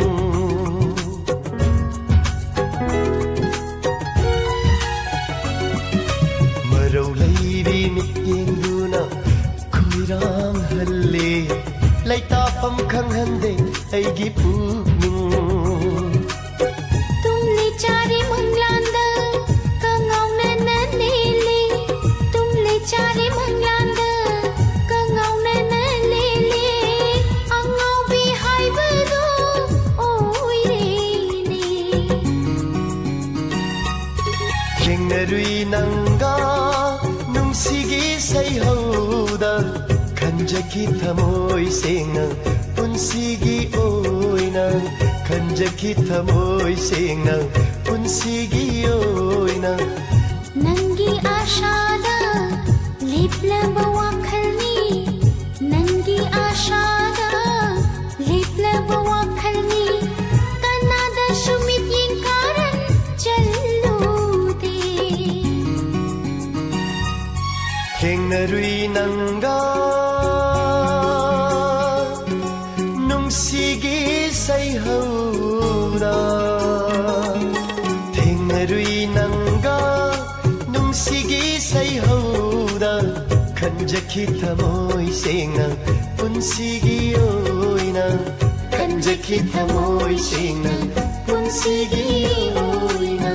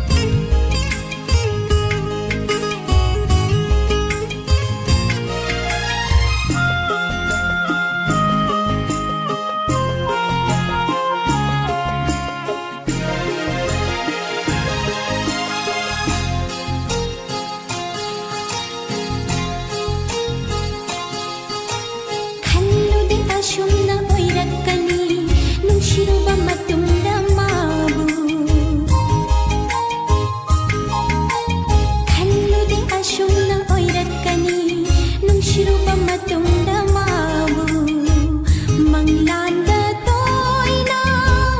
उड़गले मंगलांदा तोयना उड़गले लेपलरे यशुम इमांदा मिथम होंबा ngamdare kaure aidi kaure nushimagi manata kaure aidi kaure nushimagi manata yum panjararo yade jachararo haibashu yade nushimagi saktamna kaure aidi kaure nushimagi manata kaure aidi kaure nushimagi manata kaure aidi kaure nushimagi manata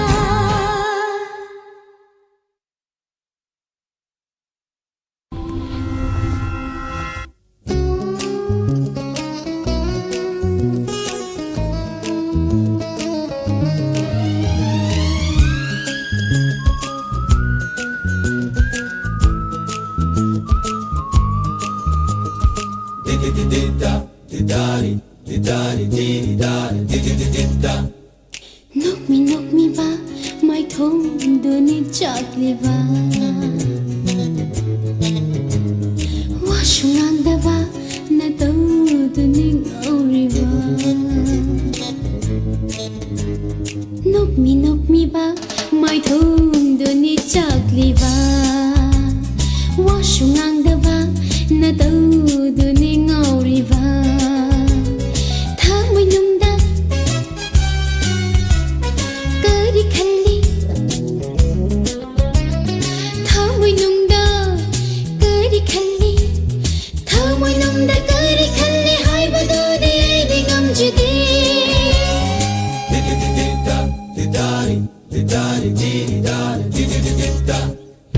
Nok mi ba mai thong duni chakli ba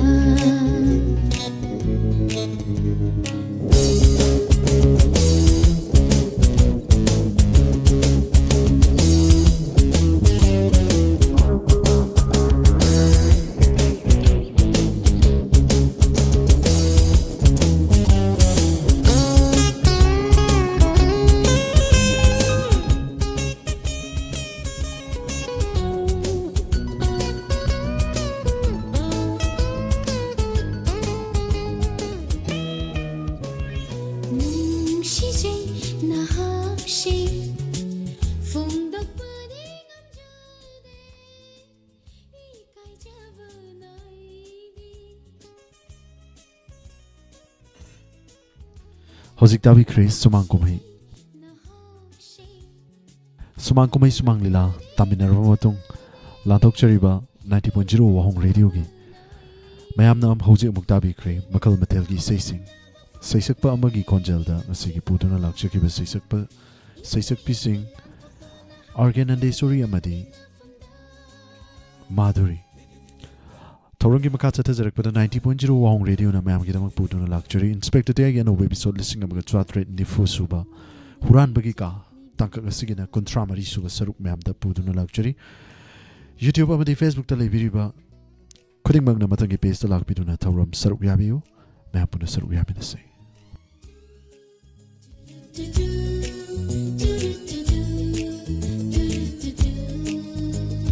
Di-di-di-di-da, di-da-di, di-da-di-di-di-da-di.